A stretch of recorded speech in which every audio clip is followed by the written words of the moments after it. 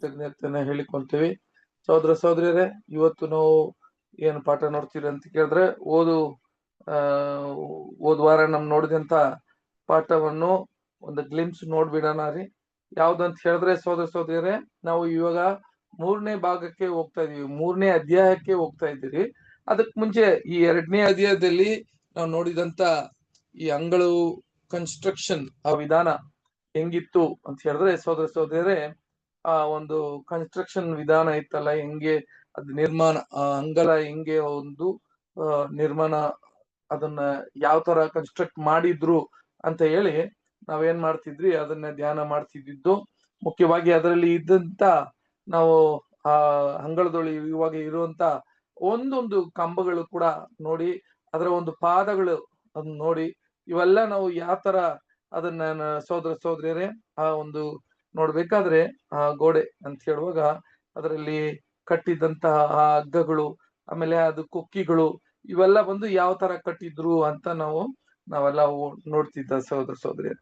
ಈಗ ಹೋದ ವಾರ ನಾವು ನೋಡಿದ್ದು ಯಾವ್ದಂತ ಕೇಳಿದ್ರೆ, ನಾವು ಅದನ್ನ ಮುಗಿಸಿದ ಮೇಲೆ ಎಲ್ಲಿಗೆ ಹೋದ್ವಿ ಅಂತ ಕೇಳಿದ್ರೆ, ಈ ಪರಿಶುದ್ಧ ಸ್ಥಳ, ಪವಿತ್ರ ಸ್ಥಳ, ಆಮೇಲೆ ಮಹಾಪವಿತ್ರ ಸ್ಥಳಕ್ಕೆ ಹೋಗ್ಬೇಕಾದ್ರೆ ಅಲ್ಲಿಗೆ ನಡೆಯುವ ಒಂದು ಏನ್ರಿ ಒಂದು ಕೆಲಸ ಅಂತ ಹೇಳುವಾಗ ಏನಪ್ಪಾ ಅಲ್ಲಿ ನೂತನ ಸೃಷ್ಟಿಗೆ ನಡೆಯುವ ಒಂದು ಮುಖ್ಯವಾದ ಕಾರ್ಯ ಏನು, ಅದ್ ಹೆಂಗೆ ಬದಲಾವಣೆ ಆಗ್ತಾರೆ ಒಬ್ರು ಅಂತ ಕೇಳಿದ್ರೆ, ಅವರು ಈ ಮಾಂಸದಲ್ಲಿ ಇದ್ದು ಯಾವ ತರ ಬದಲಾವಣೆ ಆಗ್ತಾರೆ, ಅವ್ರು ಒಂದು ಅಮೃತವನ್ನ ಪಡೆಯೋದಕ್ಕೆ ಅವರು ಯಾವ ತರ ಅದರಲ್ಲಿ ಎಲ್ಲ ಸಾರೂಪ್ಯ, ಕ್ರಿಸ್ತನ ಒಂದು ಸಾರೂಪ್ಯಕ್ಕೆ, ಅವರು ದೇವರ ಒಂದು ಏನ್ರಿ ಅವರ ಒಂದು ಸಾರೂಪ್ಯಕ್ಕೆ ಇವರು ಹೆಂಗೆ ಅವರು ಬದಲಾವಣೆ ಆಗ್ತಾರೆ ಅಂತ ಹೇಳಿ ಹೋದ ವಾರ ಯಾವ್ದ್ರಿ ಒಂದು ಪಾಠವನ್ನ ನೋಡಿದ್ದು. ಏನಂತ ಕೇಳಿದ್ರೆ, ಅಪೊಸ್ತಲ ಪೌಲ್ ಅವರು ಅಲ್ವಾ, ಅಪೊಸ್ತಲ ಪೌಲ್ ಅವರು ಒಂದು ಜೀವಿಗೆ ಸಂಬಂಧಪಟ್ಟದ ಒಂದು ವಾಕ್ಯ ಹೇಳಿದ್ರು. ಯಾರಿಗಾದ್ರೆ ಜ್ಞಾಪಕ ಇದೆಯಾ ಆ ವಾಕ್ಯ ಯಾವ್ದು ಅಂತ? ಸಹೋದರ ಸಹೋದರಿಯರೇ, ಕೆಲವು ಪ್ರಶ್ನೆಗಳ ಮುಖಾಂತರ ನಾವು ಹೋಗೋಣ ರೀ. ಇವಾಗ ನಾವು ಓದುವಾಗ ನಾವು ನೋಡಿದಂತ ಹೋದ ವಾರ ಪಾಠದಲ್ಲಿ ಅಲ್ಲಿಗೆ ನಾವು ಏನ್ ನೋಡಿದ್ದೀವಿ ಅಂತ ಹೇಳಿದ್ರೆ ಸಹೋದರ ಸಹೋದರಿಯರೇ, ಅಪೊಸ್ತಲ ಪೌಲ್ ಅವರು ಹೌದು ಯಾವ ವಾಕ್ಯಕ್ಕೆ ಒಂದು ಜೀವಿಗೆ ಹೋಲಿಕೆ ಮಾಡಿ ಮಾತಾಡಿದ್ರು ಅಂತ ಕೇಳಿದ್ರೆ ಯಾವ್ದು ಮುಖ್ಯವಾದ ವಾಕ್ಯ ಯಾವ್ದು ಗೊತ್ತಿದ್ಯಾ? ಆ ಬಟರ್ಫ್ಲೈ ಹುಳ ಯಾವ ರೀತಿ ಆಗುತ್ತೆ ಅಂತ ಹೇಳಿ ಚಿಟ್ಟೆ ಆಮೇಲೆ ಇದು ಮಾಡುತ್ತೆ. ಕರೆಕ್ಟ್, ಚಿಟ್ಟೆ ಆಮೇಲೆ ಬಟರ್ಫ್ಲೈ ನೀವ್ ಹೇಳ್ತಾ ಇರೋದು ಕರೆಕ್ಟ್ ರೀ, ಅದು ಇಲ್ಲ ಅಂತಿಲ್ಲ. ಆದ್ರೆ ಯಾವ ವಾಕ್ಯದ ಆಧಾರ ಮೇಲೆ ನಾವು ಆ ಪಾಠವನ್ನು ನಾವು ನೋಡಿದ್ದು, ಯಾವ ವಾಕ್ಯದ ಆಧಾರ ಮೇಲೆ ಜ್ಞಾಪಕ ಇದೆಯಾ ಯಾರಿಗಾದ್ರೆ? ನೋಡಿ, ಬಹಳ ಮುಖ್ಯ ಅದು. ಸುಮ್ನೆ ನಾವು ಯಾವುದೋ ಒಂದು ಘಟನೆನ ಇಟ್ಟುಕೊಂಡು ಆ ಘಟನೆಯನ್ನ ತಗೊಂಡು ಹೋಲಿಕೆ ಮಾಡಿ ಅದಕ್ಕೆ ನಾವು ಅದರಿಂದ ಪಾಠ ತಗೊಳ್ಳೋದಲ್ಲ. ಅದು ಮುಖ್ಯವಾಗಿ ಆ ವಾಕ್ಯದ ಮುಖಾಂತರ ಹೇಳಿರುವ ವಿಷಯದಕ್ಕೆ ಆ ಚಿಟ್ಟೆ ಬಗ್ಗೆ ಮಾತಾಡಿದ್ದು. ಆ ಚಿಟ್ಟೆ ಎಷ್ಟೋ ಒಂದು ಉದಾಹರಣೆಗಳು ಈ ಲೋಕದಲ್ಲಿ ಇದೆ, ಅದೆಲ್ಲ ತಗೊಂಡು ನಾವು ಉದಾಹರಣೆಗಳು ತಗೊಳ್ಳೋಕೆ ಅವಶ್ಯಕತೆ ಇಲ್ಲ. ಆದ್ರೆ ಆ ಚಿಟ್ಟೆಯ ಒಂದು ಉದಾಹರಣೆ ತಗೊಳ್ಳೋದಿಕ್ಕೆ ಬಹಳ ಮುಖ್ಯವಂತ ಒಂದು ವಾಕ್ಯ ಇತ್ತು. ಆ ವಾಕ್ಯದ ಆಧಾರ ಮೇಲೆ ನಾವು ಏನ್ ಮಾಡಿದ್ದು, ಹೋದ ವಾರ ನಾವು ಅದನ್ನ ಧ್ಯಾನ ಮಾಡಿದ್ದು. ಅದು ಯಾವ್ದಂತ ಹೇಳಿದ್ರೆ ಸಹೋದರ ಸಹೋದರಿ, ನಮ್ಗೆ ಗೊತ್ತಿದ್ದಂಗೆ ರೋಮಪುರಿಯರ್ ಬರೆದಿರುವ ಪತ್ರಿಕೆಯಲ್ಲಿ ಅದರಲ್ಲಿ 12ನೇ ಅಧ್ಯಾಯ 1 ಮತ್ತು 2ನೇ ವಾಕ್ಯ ನಾವು ಓದಿದೀವಿ. ಯಾವ್ದು ಸಿಸ್ಟರ್ ಯಾವ್ದದು? ನಿಮ್ಮ ದೇಹಗಳನ್ನು ಮೀಸಲಾಗಿ ಮೆಚ್ಚುಗೆಯಾಗಿಯೂ ಸಜೀವ. 2ನೇ ವಾಕ್ಯ ಬಹಳ ಮುಖ್ಯ. 2ನೇ ವಾಕ್ಯ ಯಾವ್ದ್ರಿ? ಇಹಲೋಕದ ನಡವಳಿಕೆಯನ್ನು ಅನುಸರಿಸದೆ. ಕರೆಕ್ಟ್.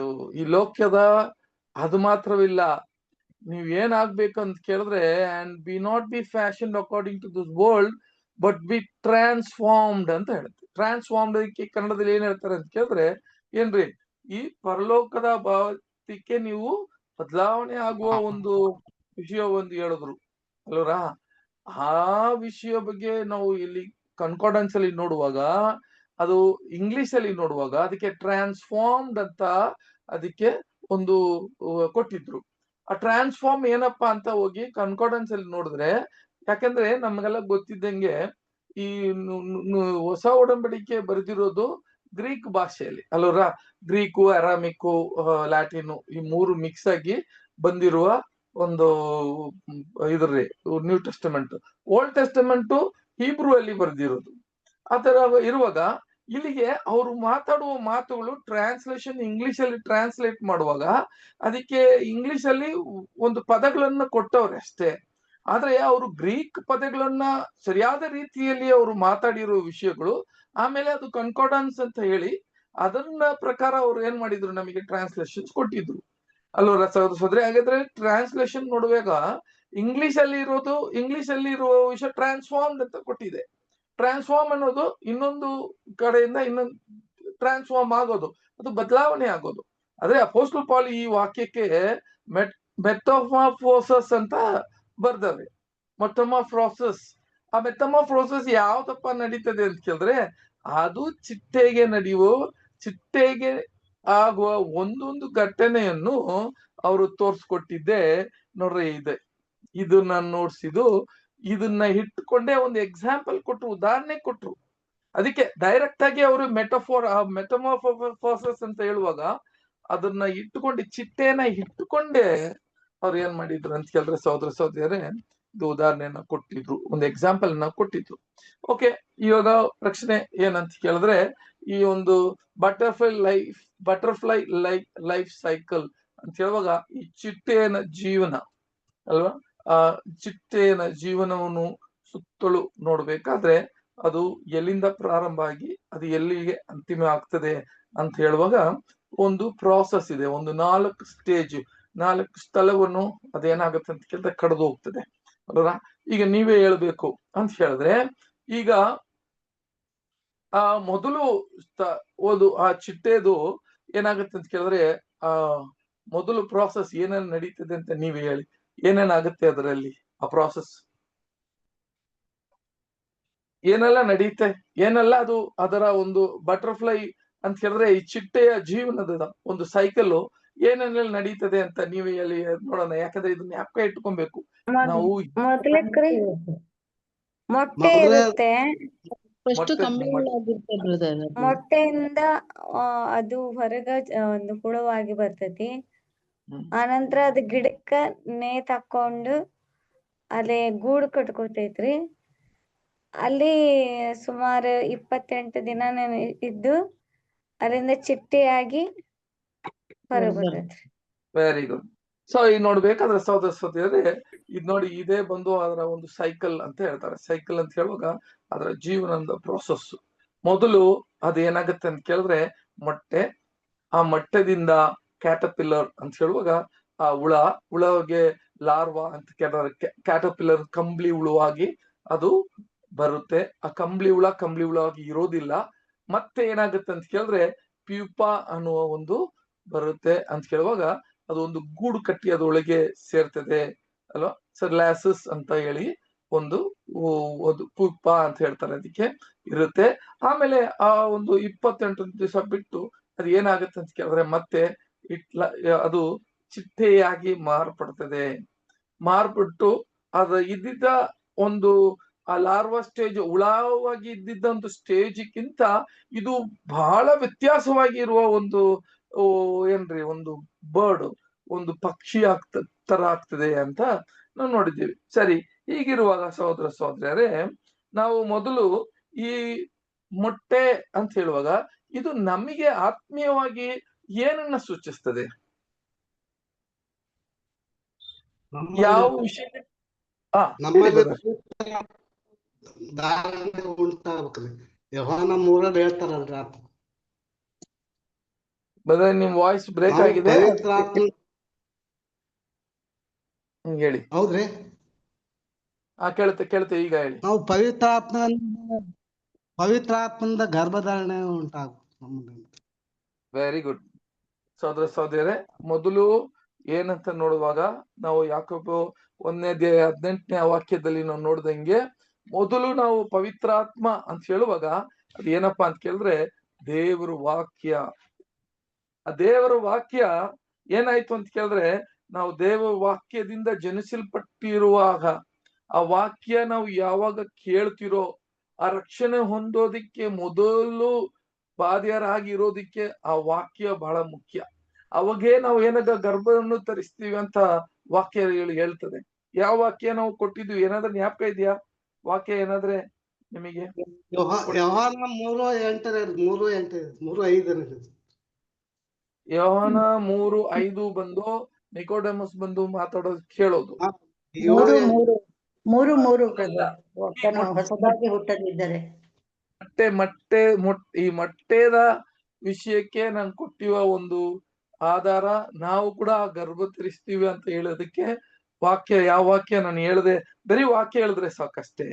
3 ಯೋಹಾನ ಹೊಸದಾಗಿ ಹುಟ್ಟದಿದ್ದರೆ. Very good. ಸರಿ, ಇಲ್ಲಿಗೆ 3:7-8 ತನಕ ನಾವು ಓದಿವಿ. ಅದಕ್ ಮುಂಚೆ ಯಾವ ವಾಕ್ಯ ನಾವು ಓದಿದ್ದು ಅಂತ ಹೇಳಿದ್ರೆ ಸೋದರ ಸೋದರಿಯರೇ, ಬಹಳ ಮುಖ್ಯವಂತ ವಾಕ್ಯ ಯಾವುದು ನೋಡ್ರಿ.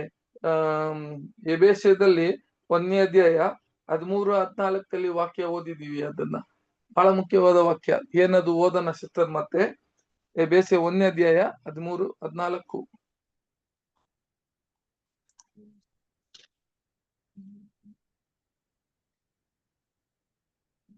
ನಿಮ್ಮ ರಕ್ಷಣೆಯು ದಿವಸದ ಸುವಾರ್ತೆ ಎಂಬ ಸತ್ಯವಾಕ್ಯವನ್ನು ಕೇಳಿ ಕ್ರಿಸ್ತನಲ್ಲಿ ನಂಬಿಕೆ ಇಟ್ಟವರಾದ ನೀವು ಸಹ ವಾಗ್ದಾನ ಮಾಡಲ್ಪಟ್ಟ ಪವಿತ್ರಾತ್ಮನೆಂಬ ಮುದ್ರೆಯನ್ನು ಹೊಂದಿದ್ದೀರಿ.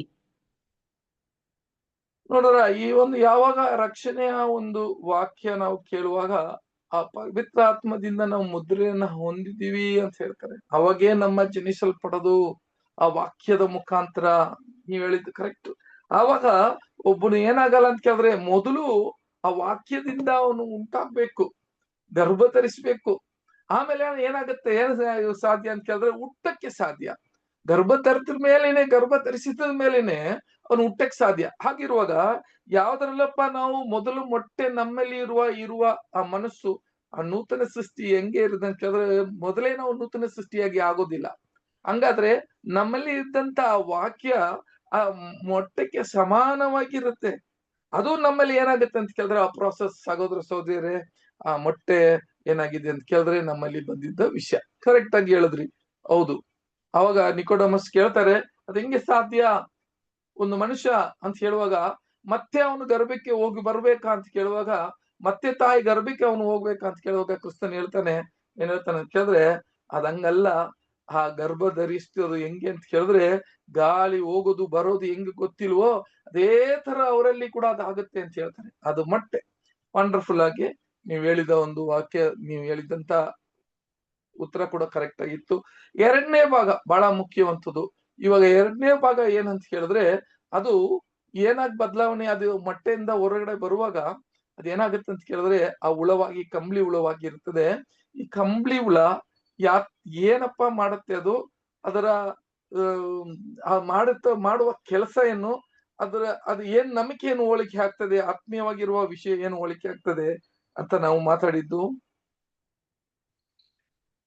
ಅದು ಬರೀ ಎಲೆಗಳನ್ನೇ ತಿನ್ನೋದೇ ಅದ ಆಹಾರ. ನಮಗೆ ಆತ್ಮೀಯವಾಗಿ ನಮಗೆ ಏನು ಅದು ಹೋಲಿಕೆ ಆಗ್ತದೆ? ನಾವು ಶುದ್ಧ ಹಾಲನ್ನ ಕುಡಿಬೇಕು, ದೇವ್ರ ವಾಕ್ಯವನ್ನ ಕೇಳಿ ಅದ್ರಲ್ಲಿ ಬೆಳಿಬೇಕು. ವಂಡರ್ಫುಲ್, ವಂಡರ್ಫುಲ್ ಅಲ್ವರ ಸಿಸ್ಟರ್? ಕರೆಕ್ಟ್. ಬಹಳ ಸ್ಪಷ್ಟವಾಗಿ ಹೇಳಿದ್ರಿ. ಏನಂತ ಕೇಳುವಾಗ ಅದು ಮುಖ್ಯವಾಗಿ ಆ ಒಂದು ಸ್ಥಿತಿ, ಆ ಒಂದು ಸ್ಥಾನ ಏನಂತ ಕೇಳಿದ್ರೆ, ನಾವು ಯಾವಾಗೂ ಮೊಟ್ಟೆಯಲ್ಲಿ ವಾಕ್ಯಲ್ಲಿ ಉಂಟಾಗೋದು ಮಾತ್ರವಲ್ಲ, ಯಾವಾಗ ನಾವು ವಾಕ್ಯದಲ್ಲಿ ನೋಡ್ರಿ, ನಾವು ಬೇರೆ ಬೇರೆ ಡಿನಾಮಿನೇಷನ್ ಅಲ್ಲಿ ಇದ್ದಿದ್ದೀವಿ, ಬೇರೆ ಬೇರೆ ಜಾತಿಗಳಲ್ಲಿ ಕೂಡ ನಾವು ಇದ್ದಿದ್ದೀವಿ. ಅವು ಯಾವಾಗ ವಾಕ್ಯ ನಮ್ಮಲ್ಲಿ ಉಂಟಾಗುವಾಗ, ಸತ್ಯ ಅಂತ ನಮ್ಗೆ ಗೊತ್ತಾದ್ಮೇಲೆ ನಮ್ಮಲ್ಲೇ ಒಂದು ಶಕ್ತಿ ಉಂಟಾಗುತ್ತೆ ರೀ. ಆ ಶಕ್ತಿದಿಂದ ಇದೇ ಸತ್ಯ ಅಂತ ಬರುವಾಗ ನಾವು ಎಲ್ಲವನ್ನು ಬಿಟ್ಟು ಬರೋಕೆ ಸಿದ್ಧರಾಗಿರ್ತೀವಿ. ನಮ್ಮ ಕುಟುಂಬ ಅಲ್ಲರ, ನಮ್ಮ ಎಲ್ಲ ಸಂಬಂಧಗಳು, ನಮ್ಮ ಚರ್ಚ್ಗಳು ಎಲ್ಲೆಲ್ಲ ಇದ್ದಿದ್ದಾರೆ, ಎಲ್ಲಾನು ಬಿಟ್ಟು ಬರೋಕೆ ನಾವು ಸಿದ್ಧರಾಗಿರ್ತೀವಿ. ಅದೇ ನೋಡ್ರಿ, ನಮ್ಮಲ್ಲಿ ಅದು ಉಂಟಾಗಿರುವ ಪರಿಶುದ್ಧ ಆ ಪವಿತ್ರ ಆತ್ಮದಿಂದ ಉಂಟಾಗಿರುವ ನಾವು ಅದನ್ನ ಮೊಟ್ಟೆಗೆ ಸಮಾನವಾಗಿದ್ದು ಬರ್ತೀವಿ. ಆದ್ರೆ ಇಲ್ಲಿ ಬಂದ ಮೇಲೆ ನಮ್ಮನ್ನ 2ನೇ ಒಂದು ಸ್ಥಾನ ಏನು, ನಮ್ಮ ಡ್ಯೂಟಿ ಏನು ಅಂತ ಹೇಳುವಾಗ ಬರೀ ದೇವ್ರ ವಾಕ್ಯ ಏನು ಮಾಡ್ಬೇಕು ಅಂತ ಕೇಳಿದ್ರೆ ಕೇಳೋದು ಅಲ್ಲರ. ಕೇಳೋದು ಮಾತ್ರ ಅಲ್ಲ, ಅದು ಏನಾಗ್ಬೇಕು ಅಂತ ಕೇಳಿದ್ರೆ ಸಹೋದರ ಸಹೋದರಿ ತರೋ ಆಗ್ಬೇಕು ಅಂತ ಹೇಳ್ತಾರೆ. ತರೋ ಅಂತ ಹೇಳುವಾಗ ಅದನ್ನ ಚಿಗುರುಗಳು ಮೇಲೆ ಇರುವ ಆ ಎಳೆಗಳನ್ನು ತಿಂತದೆ. ಹಂಗಾದ್ರೆ ಏನರ್ಥ, ನನಗೆ ತಿಳಿದಿರ ಇರುವ ಸತ್ಯಗಳೆಲ್ಲ ಮೊದಲು ಅದನ್ನ ಇಟ್ಕೊಬೇಕು. ಅದನ್ನ ಇಟ್ಟುಕೊಂಡು ನಾನು ಏನ್ ಮಾಡ್ತೀನಿ ಅಂತ ಕೇಳಿದ್ರೆ ಅದನ್ನ ತಿಂದು ಅದಕ್ಕೆ ಯೆರೆಮೀಯ ಒಂದು ವಾಕ್ಯ ಹೇಳ್ತಾನೆ, 15:15 ಯೆರೆಮೀಯದಲ್ಲಿ ಒಂದು ವಾಕ್ಯ ಹೇಳ್ತಾರೆ. ಏನಂತ ಕೇಳುವಾಗ, ನಾನು ಅದನ್ನು ಓದನ ಸಿಸ್ಟರ್, ಯೆರೆಮೀಯ 15:15 15 ವಾಕ್ಯ.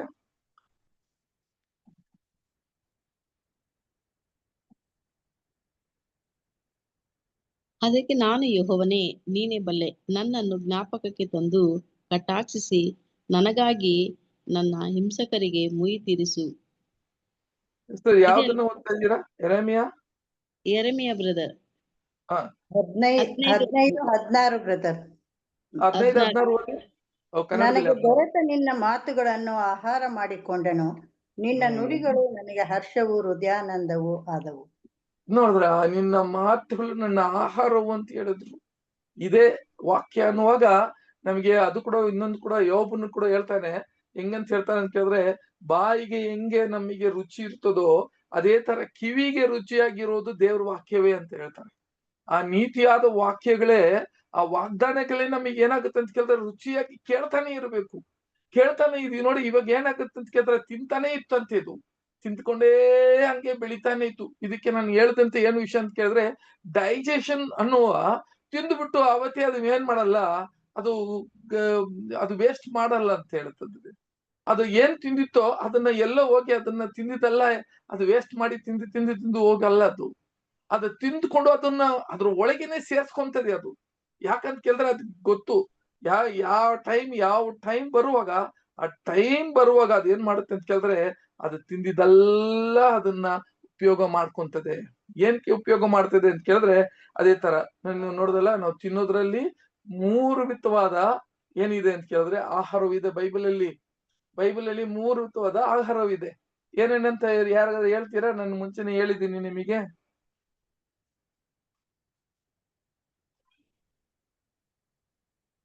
ಏನೇನ ಆಹಾರ ಇದೆ? ಗಟ್ಟಿಯಾದ ಆಹಾರ. ಅದಕ್ ಮುಂಚೆ ಹಾಲು, ಶುದ್ಧ ಹಾಲು. ಕರೆಕ್ಟ್. ಮೊದಲು ಹಾಲು, ಆಮೇಲೆ ಆಹಾರ, ಆಮೇಲೆ ಗಟ್ಟಿಯಾದ ಆಹಾರ. ನೋಡಿದ್ರ, ಮೊದಲು ಹಾಲು, ಆಮೇಲೆ ಆಹಾರ, ಆಮೇಲೆ ಗಟ್ಟಿಯಾದ ಆಹಾರ.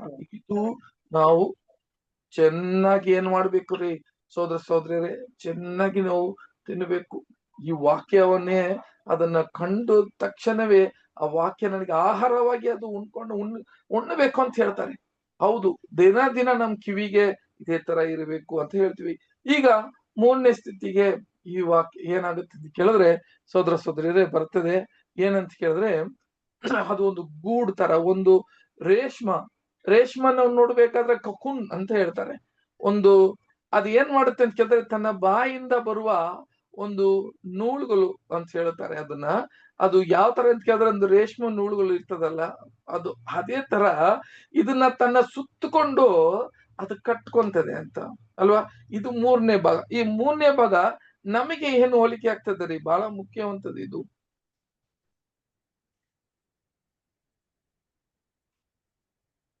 ಏನಾಗ್ತದೆ ಅಂದ್ರೆ ಒಂದ್ ಸೈಡ್ ನಾವು ಕಾನ್ಸಂಟ್ರೇಷನ್ ಆದ್ಮೇಲೆ ನಮ್ ಜೀವ ನಮ್ಮಲ್ಲಿ ಇರಲ್ಲ, ನಾವು ಕ್ರಿಸ್ತನಲ್ಲಿ ವಾಸ ಮಾಡ್ತೀವಿ, ಅಥವಾ ನಮ್ಮಲ್ಲಿ ಕ್ರಿಸ್ತನು ವಾಸ ಮಾಡ್ತಾನೆ. ವಂಡರ್ಫುಲ್ ಸಹೋದರ ಸಹೋದರಿಯರೇ, ಇದು ಬಹಳ ಕರೆಕ್ಟ್ ಮತ್ತು ಅದೇ ತರ ಏನಾಗಿತ್ತು ಅಂತ ಕೇಳಿದ್ರೆ, ನನ್ನಲ್ಲಿ ಇನ್ನು ಮುಂದೆ ನಾನಲ್ಲ ಕ್ರಿಸ್ತನೇ ಅಂತ ಹೇಳುವಾಗ ನಮ್ಮ ಜೀವ ನಮ್ಮಲ್ಲಿ ಇಲ್ಲ ಅಂತ ಅರ್ಥ ಅಲ್ವರ. ನಮ್ಮ ಜೀವ ಇಲ್ಲ. ಯಾರು ಇರೋದು? ನಾನು ಈ ಲೋಕಕ್ಕೆ ಸತ್ತಿದ್ದೀನಿ, ಈ ಲೋಕದಲ್ಲಿ ನನಗೆ ಸತ್ತಿದೆ ಅಂತ ವಾಕ್ಯ ನಾವು ಓದಿದೀವಿ. ಈ ಲೋಕ ಏನಾಗಿದೆ ಅಂತ ಕೇಳಿದ್ರೆ, ಲೋಕಕ್ಕಾಗಿ ನಾನು ಇವಾಗ ಏನಾಗಿದೆ ಅಂತ ಕೇಳಿದ್ರೆ ಶಿಲುಬೆಯಲ್ಲಿ ಹಾಕಿಕೊಂಡಿದ್ದೀನಿ ಅಂತ ಹೇಳ್ತಾರೆ. ಅದೇ ತರ ನಮ್ಮ ಜೀವ ಇಲ್ಲ ಇನ್ನು ಮುಂದೆ.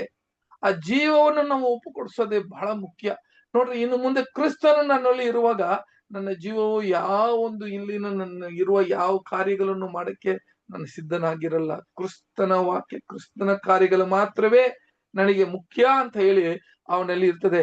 ಈಗ ನೋಡಿ, ವಾಕ್ಯ ಏನೆಲ್ಲ ಕೇಳಿದೀವ ಸಹೋದರ ಸಹೋದರಿ, ಒಂದು ಮಾತ್ರ ನಾವು ತಿಳ್ಕೊಬೇಕ್ರಿ.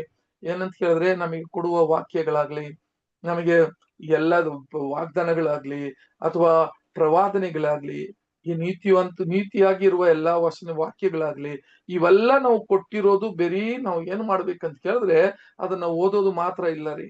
ಒಂದು ಟೈಮ್ ಬರುತ್ತೆ ಸಹೋದರ ಸಹೋದರಿಯರೇ, ಆ ಟೈಮಲ್ಲಿ ಏನಾಗುತ್ತೆ ಅಂತ ಕೇಳಿದ್ರೆ, ನಮ್ಮ ಪಕ್ಕದಲ್ಲಿ ಇರುವ ಸಹೋದರ ಕೂಡ ನಮ್ಮನ್ನ ಕೈ ಬಿಟ್ಟು ಬಿಡುತ್ತಾರೆ. ನಮ್ಮ ಮನೆಯಲ್ಲಿ ಇರೋರು ಕೂಡ ನಮ್ಮನ್ನ ಕೈ ಬಿಡಕ್ಕೆ ಸಿದ್ಧರಾಗಿರ್ತಾರೆ.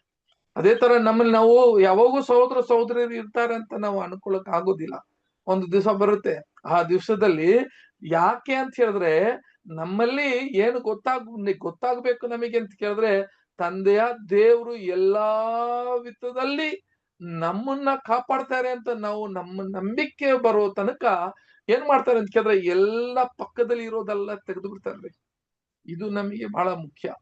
ಆವಾಗ ನಿನ್ನ ನಂಬಿಕೆಸ್ಥನಾಗಿ ನಾನು ನಿರ್ಣಯ ಮಾಡಬೇಕು ಅಂತ ಸ್ಥಿತಿಯನ್ನು ಖಂಡಿತ ಇವಾಗ ಈ ಒಂದು ಸ್ಟೇಜ್ ಅಲ್ಲಿ ಅನೇಕರು ಏನಾಗ್ತಾರೆ ಗೊತ್ತಾ ಸಹೋದರ ಸಹೋದರರೇ, ಇಲ್ಲೇ ಬಿದ್ದೋಗ್ತಾರೆ.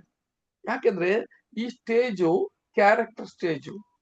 ಇದು ನಾವು ಏನೆಲ್ಲ ಓದಿದ್ದೀನೋ ಅದ್ರ ಮೇಲೆ ನಾನು ನಿಂತುಕೊಂಡಿದ್ದೀನಾ ಅಂತ ನಾವು ನೋಡ್ಬೇಕು. ನನ್ನ ಫೌಂಡೇಶನ್ ಏನಕ್ಕೆ?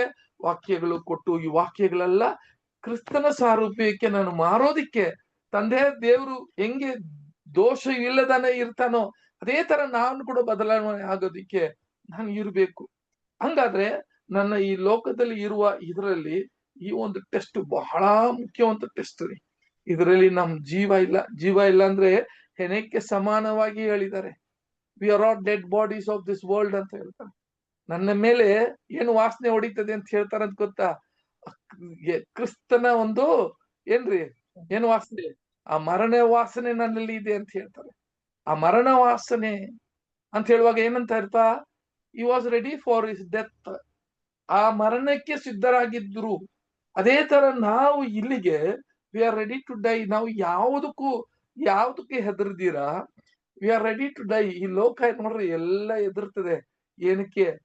ನೆಕ್ಸ್ಟ್ ಏನಂತ ಗೊತ್ತಿಲ್ಲ. ನಾವು ಮಾತ್ರ ಹೆದರಲ್ಲ. ಕಾರಣ ಏನ್ ಗೊತ್ತಾ? ನಮ್ಮಲ್ಲಿ ಇದ್ದಂತ ವಾಗ್ದಾನಗಳು, ನಾವು ಓದಿದಂತ ವಾಕ್ಯಗಳು, ನಾವು ನೋಡ್ರಿ ಇವಾಗ ಯಾವಾಗಪ್ಪ ಇನ್ನೊಂದು ಆ ಲೋಕಕ್ಕೆ ನಾವು ಹೋಗ್ತೀವಿ ಅಂತ ದಿನನಿತ್ಯ ನಾವು ನೋಡ್ತಾ ಇದ್ದೀವಿ, ಅದ್ರ ಮೇಲೆ ಧ್ಯಾನ ಮಾಡ್ತಾ ಇದ್ದೀವಿ ದಿನನಿತ್ಯ. ಅದೇ ನಮಗೆ ಆಸೆ. ಅದೊಂದು ಬಹಳ ಮುಖ್ಯವಾಗಿದೆ. ಅದೇ ಈ ಕ್ಯಾರೆಕ್ಟರ್ ಸ್ಟೇಜ್ ಬಂದಿರ್ತಾರೆ ಕೆಲವರಲ್ಲ. ಈ ಕ್ಯಾರೆಕ್ಟರ್ ಸ್ಟೇಜ್ ಅಲ್ಲಿ ಅನೇಕರು ಬೀಳೋರು ಇದ್ದಾರೆ ಅಂತ ಹೇಳಿದ್ರೆ, ಯಾವ್ದೋ ಒಂದು ರೀತಿಯಲ್ಲಿ ಆ ಒಂದು ಪಕ್ಷಿಗಳು ಅಲ್ಲಂದ್ರೆ ಯಾವ್ದೋ ಒಂದು ಅಲ್ಲಿರೋ ಕೀಟಗಳು ಇದನ್ನ ಏನ್ ಮಾಡ್ಬಿಡ್ತದೆ ಅಂತ ಕೇಳಿದ್ರೆ ಡಿಸ್ಟರ್ಬ್ ಮಾಡಿ ಈ ಜೀವವನ್ನ ತೆಗೆದು ಬಿಡ್ತದೆ ಅಲ್ಲಿ. ಅದೇ ತರ ನಮಗ್ ಕೂಡ ಈ ತರ ಆಗ್ದಿರ ನೋಡೋದಿಕ್ಕೆ ಬಹಳ, ಅದಕ್ಕೆ ನಾವು ಕರೆಕ್ಟ್ ಆಗಿ ಆ ಮರವನ್ನ ಅಂಟ್ಕೊಂಡಿದೆಯಲ್ಲ ಅದು ಮುಖ್ಯ. ಅದೇ ಕ್ರಿಸ್ತನನ್ನು ತಂದೆ ದೇವರನ್ನ ವಾಕ್ಯವನ್ನು ಹಿಡ್ಕೊಂಡು ಅದ ಆ ಜೀವವನ್ನು ಎಲ್ಲಾ ಮರ ಮೇಲೆ ಬಿಟ್ಟಿದೆ. ಆ ಮರ ಕೂಡ ಏನಾಗಿದೆ ಅಂತ ಕೇಳಿದ್ರೆ ನೋಡಿ, ಆ ಮರ ನೆರಗಿಸ್ಬಿಟ್ರೆ ಅದು ಕೂಡ ಕೆಳಗೆ ಬಿದ್ದೋಗುತ್ತೆ. ಆದ್ರೆ ಮರ ಬಿಟ್ಟಿಲ್ಲ, ಅದು ಹಿಡ್ಕೊಂತದೆ. ಇದು ಮರವನ್ನ ಹಿಡ್ಕೊಂತದೆ, ಅದು ಕೂಡ ಮರವನ್ನು ಯುದ್ಧನ ಹಿಡ್ಕೊಂತದೆ. ಅದೇ ತರ ತಂದೆ ದೇವರು ನಮಗೆ ಇದ್ದಾರೆ ಅಂತ ನೋಡಿದೀವಿ. ನಾವು ಕೂಡ ಇದೇ ತರ ಇರ್ಬೇಕು ಅಂತ ಬಹಳ ಸ್ಪಷ್ಟವಾಗಿ ಹೇಳಿದ್ರಿ. ಸಹೋದರ 4ನೇ ಸ್ಟೇಜು ಬಹಳ ಮುಖ್ಯವಂತ ಸ್ಟೇಜ್ ಯಾವ್ದ್ರಿ ಅಂತ ಹೇಳಿದಾಗ, ಯಾವ್ದ್ರಿ 4ನೇ ಸ್ಟೇಜ್? ಯಾರಾದ್ರೂ ಹೇಳಿ ಕರೆಕ್ಟ್ ಆಗಿ. ಚಿಟ್ಟೆಯಾಗಿ, ಸುಂದರ ಚಿಟ್ಟೆಯಾಗಿ ಈಚೆ ಕಡೆ ಬರೋದು. ಯಾವ್ದಕ್ಕೆ ಹೋಲಿಕೆ ಆಗ್ತದೆ ಸಿಸ್ಟರ್ ಅದನ್ನ? ಬ್ರದರ್, ಅದು ಚಿಟ್ಟೆಯಾಗಿ ಬಂದ್ಮೇಲೆ ಮೊದ್ಲೇ ತರ ಎಲೆ ಗಿಲೆ ತಿನ್ನಲ್ಲ, ಬರೀ ಮಕರಂದ, ಹೂವಿನ ಮಕರಂದ ತಿಂತತಿ, ಜೇನುತುಪ್ಪ. ಅದು ಅಮರತ್ವಕ್ಕ ಸೂಚನೆ. ಅದು ಇನ್ನೊಂದು ಮಾತಿದೆ, ಇನ್ನೊಂದು ವಿಷಯ. ಈ ಚಿಟ್ಟೆಯಾಗಿ ಬರೋದಕ್ಕೆ ನಾನು ಆತ್ಮೀಯವಾಗಿರೋ ವಿಷಯವನ್ನ ಕೇಳ್ತಾ ಇದ್ದೀನಿ.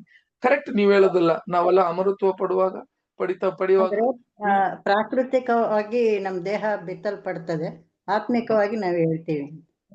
ಕರೆಕ್ಟ್. ಇದೇನಂತ ಕೇಳಿದ್ರೆ ಪುನರ್ತನ ಅಂತ ಹೇಳ್ತಾರೆ ಅಲ್ವಾ? ಪುನರ್ತನ ವಿಷಯ. ಈಗ ಆ ಚಿಟ್ಟೆಯಾಗಿ ಬರೋದು ಏನಕ್ಕೆ ಹೋಲಿಕೆ ಮಾಡಿದ್ದಾರೆ ಅಂತ ಕೇಳಿದ್ರೆ ಅದು ಪುನರುತ್ಥಾನವನ್ನು ಅದು ಸೂಚನೆ ಕೊಡುತ್ತದೆ. ಸೋದರ ಸೋದರಿ ಬಹಳ ಮುಖ್ಯ ಅಲ್ವರ ಸೋದರ ಸೋದರಿ. ಇನ್ನು ತನಕ ನಾವು ನೋಡಿದ ವಿಷಯ ಎಂತ ಒಂದು ವಿಷಯ ಅಂತ ಹೇಳಿದ್ರೆ ಇದು ನಮಗೆ ಕೊಟ್ಟಿರುವ ಒಂದು ಬಹಳ ಒಂದು ದೊಡ್ಡ ಎಕ್ಸಾಂಪಲ್. ಓಕೆ, ಇದು ಎರಡನೇ ಭಾಗ, ಎರಡನೇ ಒಂದು ಅಧ್ಯಾಯ ಏನಾಗುತ್ತೆ ಅಂತ ಕೇಳಿದ್ರೆ ಇಲ್ಲಿಗೆ ಅದು ಎಂಡ್ ಆಗುತ್ತೆ. ಈಗ ನಾವು ಯಾವ ಒಂದು ಸ್ಟೇಜಿಗೆ ನಾವು ನೋಡ್ತಿದ್ವಿ ಅಂತ ಕೇಳಿದ್ರೆ ಆ ದೇವದರ್ಶನ ಗುಡಾರದಲ್ಲಿ ಆ ಹಂಗಲದಲ್ಲಿ ಇರೋದಂತ ಹೆಂಗೆ ಅದು ಕಟ್ಟುವ ಒಂದು ನಿರ್ಮಾಣ ಹೇಗಿತ್ತು ಅಂತ ಹೇಳಿ ಅದನ್ನ ಮಾತ್ರ ನಾವು ಒಂದು ಪಾಠವಾಗಿ ನೋಡಿದ್ದು. ಅದೇ ತರ ಇಲ್ಲಿ ನಾವು ನೋಡಿದೀವಿ ಏನಂತ ಕೇಳಿದ್ರೆ ಇದು ನೂತನ ಸೃಷ್ಟಿಗೆ ಏನ್ ಮಾಡಿದ್ದಾರೆ ಅಂತ ಕೇಳಿದ್ರೆ ಹೋಲಿಕೆ ಮಾಡಿ ಮಾತಾಡಿದ್ರು ಅಂತ ನಾವು ನೋಡ್ತೀವಿ. ಸೋದರ ಸೋದರಿಯರೇ, ಇದೇ ದೇವದರ್ಶನ ಗುಡಾರದಲ್ಲಿ ನಮ್ಮ ನಡೆಯುವ ಬದಲಾವಣೆಗಳು, ಅದರಿಂದ ನಾವು ಆ ಒಂದು ಪವಿತ್ರ ಸ್ಥಳದಿಂದ ಮಹಾಪವಿತ್ರ ಸ್ಥಳಕ್ಕೆ ಹೋಗುವ ಒಂದು ಸ್ಥಿತಿಯಲ್ಲಿ ಅದು ಕಣ್ಣಿಗೆ ಕಾಣಲ್ಲ ಎಲ್ಲಿದೆ ಅಂತ, ಆದ್ರೆ ಅದು ನಮ್ಮಲ್ಲಿ ನಡೆಯುವಾಗ ಆ ಬದಲಾವಣೆ ನಡೀತಾ ಇದೆ ಅಂತ ನಾವು ನೋಡಬಹುದು. ಅದು ನಮ್ಮ ಆತ್ಮೆಗೆ ಗೊತ್ತಾಗುತ್ತೆ. ಸರಿ, ಈಗ ಮೂರನೇ ಒಂದು ಭಾಗ ಯಾವ್ದಪ್ಪ ಅಂತ ಕೇಳಿದ್ರೆ ನೋಡಿ, ಮೂರನೇ ಅಧ್ಯಾಯ ಅಂತ ಕೇಳುವಾಗ holy and the most holy structure construction method ಅಂತ ಹೇಳ್ತಾರೆ. ಅಂದ್ರೆ ಪವಿತ್ರ ಸ್ಥಳ ಮತ್ತು ಮಹಾಪವಿತ್ರ ಸ್ಥಳ ಅದ್ ನಿರ್ಮಾಣ ಆಗುವ ವಿಧಾನಗಳು. ಈಗ ಅದರಲ್ಲಿ ಬಹಳ ಮುಖ್ಯವಂತ ಇದರಲ್ಲಿ ಹತ್ರ ಒಂದು 24 ಅಧ್ಯಾಯ ಇದೆ. ನಾವು ಇವಾಗ ಜಸ್ಟ್ 2 ಮಾತ್ರ ಮುಗಿಸಿದ್ದೀವಿ. ಇವಾಗ ನೋಡ್ಬೇಕಾದ್ರೆ ಸೋದರ ಸೋದರಿಯರೇ, ಇಲ್ಲಿ ಇದನ್ನ ಮೊದಲು ಅದ್ರ ಕಟ್ಟಿರುವ ವಿಧಾನಗಳು ಏನು ಅಂತ ನಾವು ಮೊದಲು ಏನ್ ಮಾಡ್ಕೊಬೇಕಂದ್ರೆ ಅದು ನಾವು ತಿಳ್ಕೊಬೇಕು. ಕಟ್ಟಿರುವ ವಿಧಾನಗಳು ಹೇಗೆ ಇದಂತ ನಮ್ಗೆ ಗೊತ್ತಾಗ್ಬೇಕು. ಸೋದರ ಸೋದರಿಯರೇ, ಈಗಿರುವಾಗ ಕೆಲವು ವಿಷಯಗಳು ನಾವು ಏನ್ ಮಾಡೋಣ ಅಂತ ಕೇಳಿದ್ರೆ ನೋಡ್ರಿ, ಫಸ್ಟ್ ನಾವು ನೋಡಿದಂತ ಹಂಗಲು ನೋಡುವಾಗ ಅಲ್ಲಿದ್ದ ಕಂಬಗಳು ಅದು ಏನಿದ್ದು ಜಾಲಿ ಮರದಲ್ಲಿ ಮಾಡಿ ಅದನ್ನ ಹೊರಗಡೆ ಬಂದು ಆ ನಾರೆ ಬಟ್ಟೆಯಲ್ಲಿ ಅದನ್ನ ಸುತ್ತಲೂ ನಾರೆ ಬಟ್ಟೆಯಲ್ಲಿ ಅದನ್ನ ಮುಚ್ಚಲಾಗಿತ್ತು. ಆಮೇಲೆ ಅದ್ರ ಕೆಳಗೆ ಇದ್ದಂತ ಆ ಒಂದು ಪಾದಗಳು ಏನಾಗಿತ್ತು ಅಂತ ಕೇಳಿದ್ರೆ ತಾಮ್ರದಲ್ಲಿ ಇತ್ತು ಅಂತ ಕೂಡ ನಾವು ನೋಡಿದೀವಿ.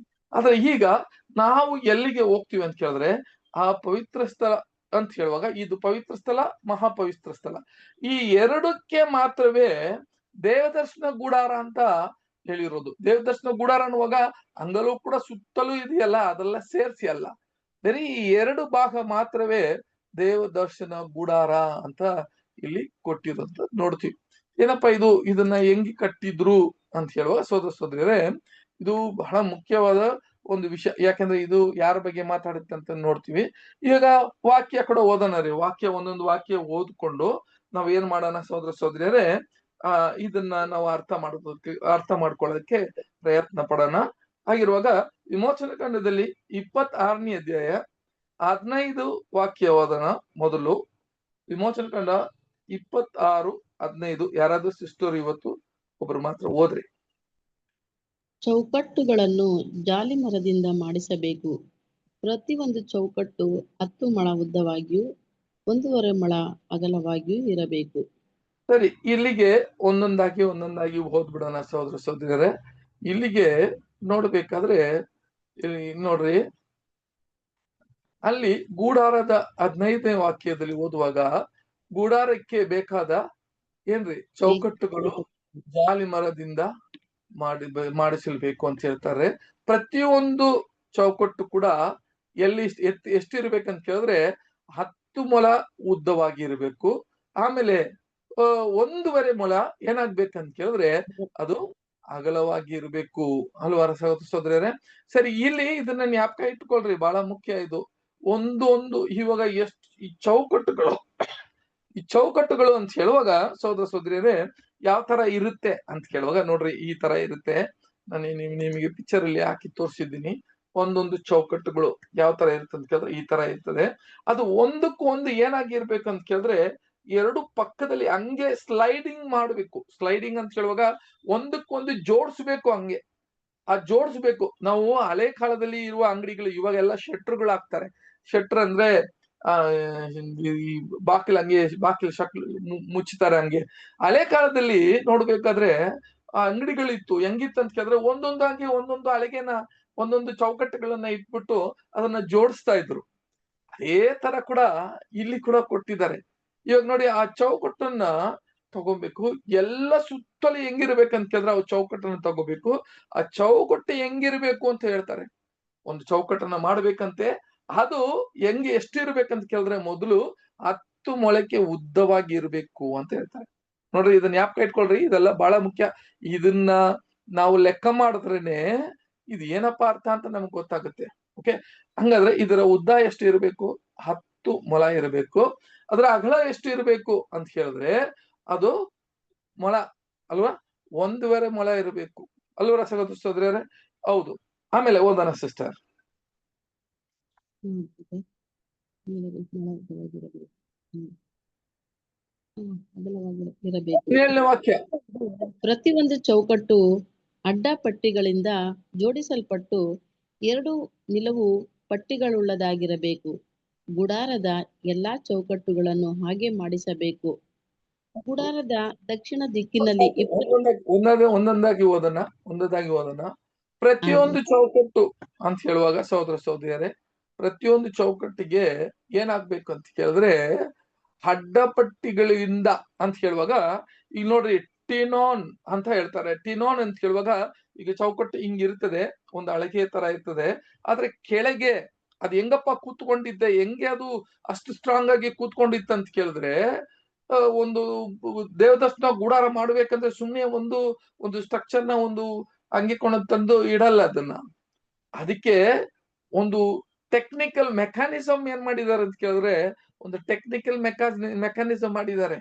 ಈ ಮೆಕ್ಯಾನಿಸಮ್ ಏನಾಗ್ಬೇಕು, ಮೊದಲು ಇದಕ್ಕೆ ದೇವದರ್ಶನ ಗೂಡಾರವನ್ನು ಯಾವ ಕಾರಣಕ್ಕೆ ಬಿದ್ದೋಗಬಾರದು.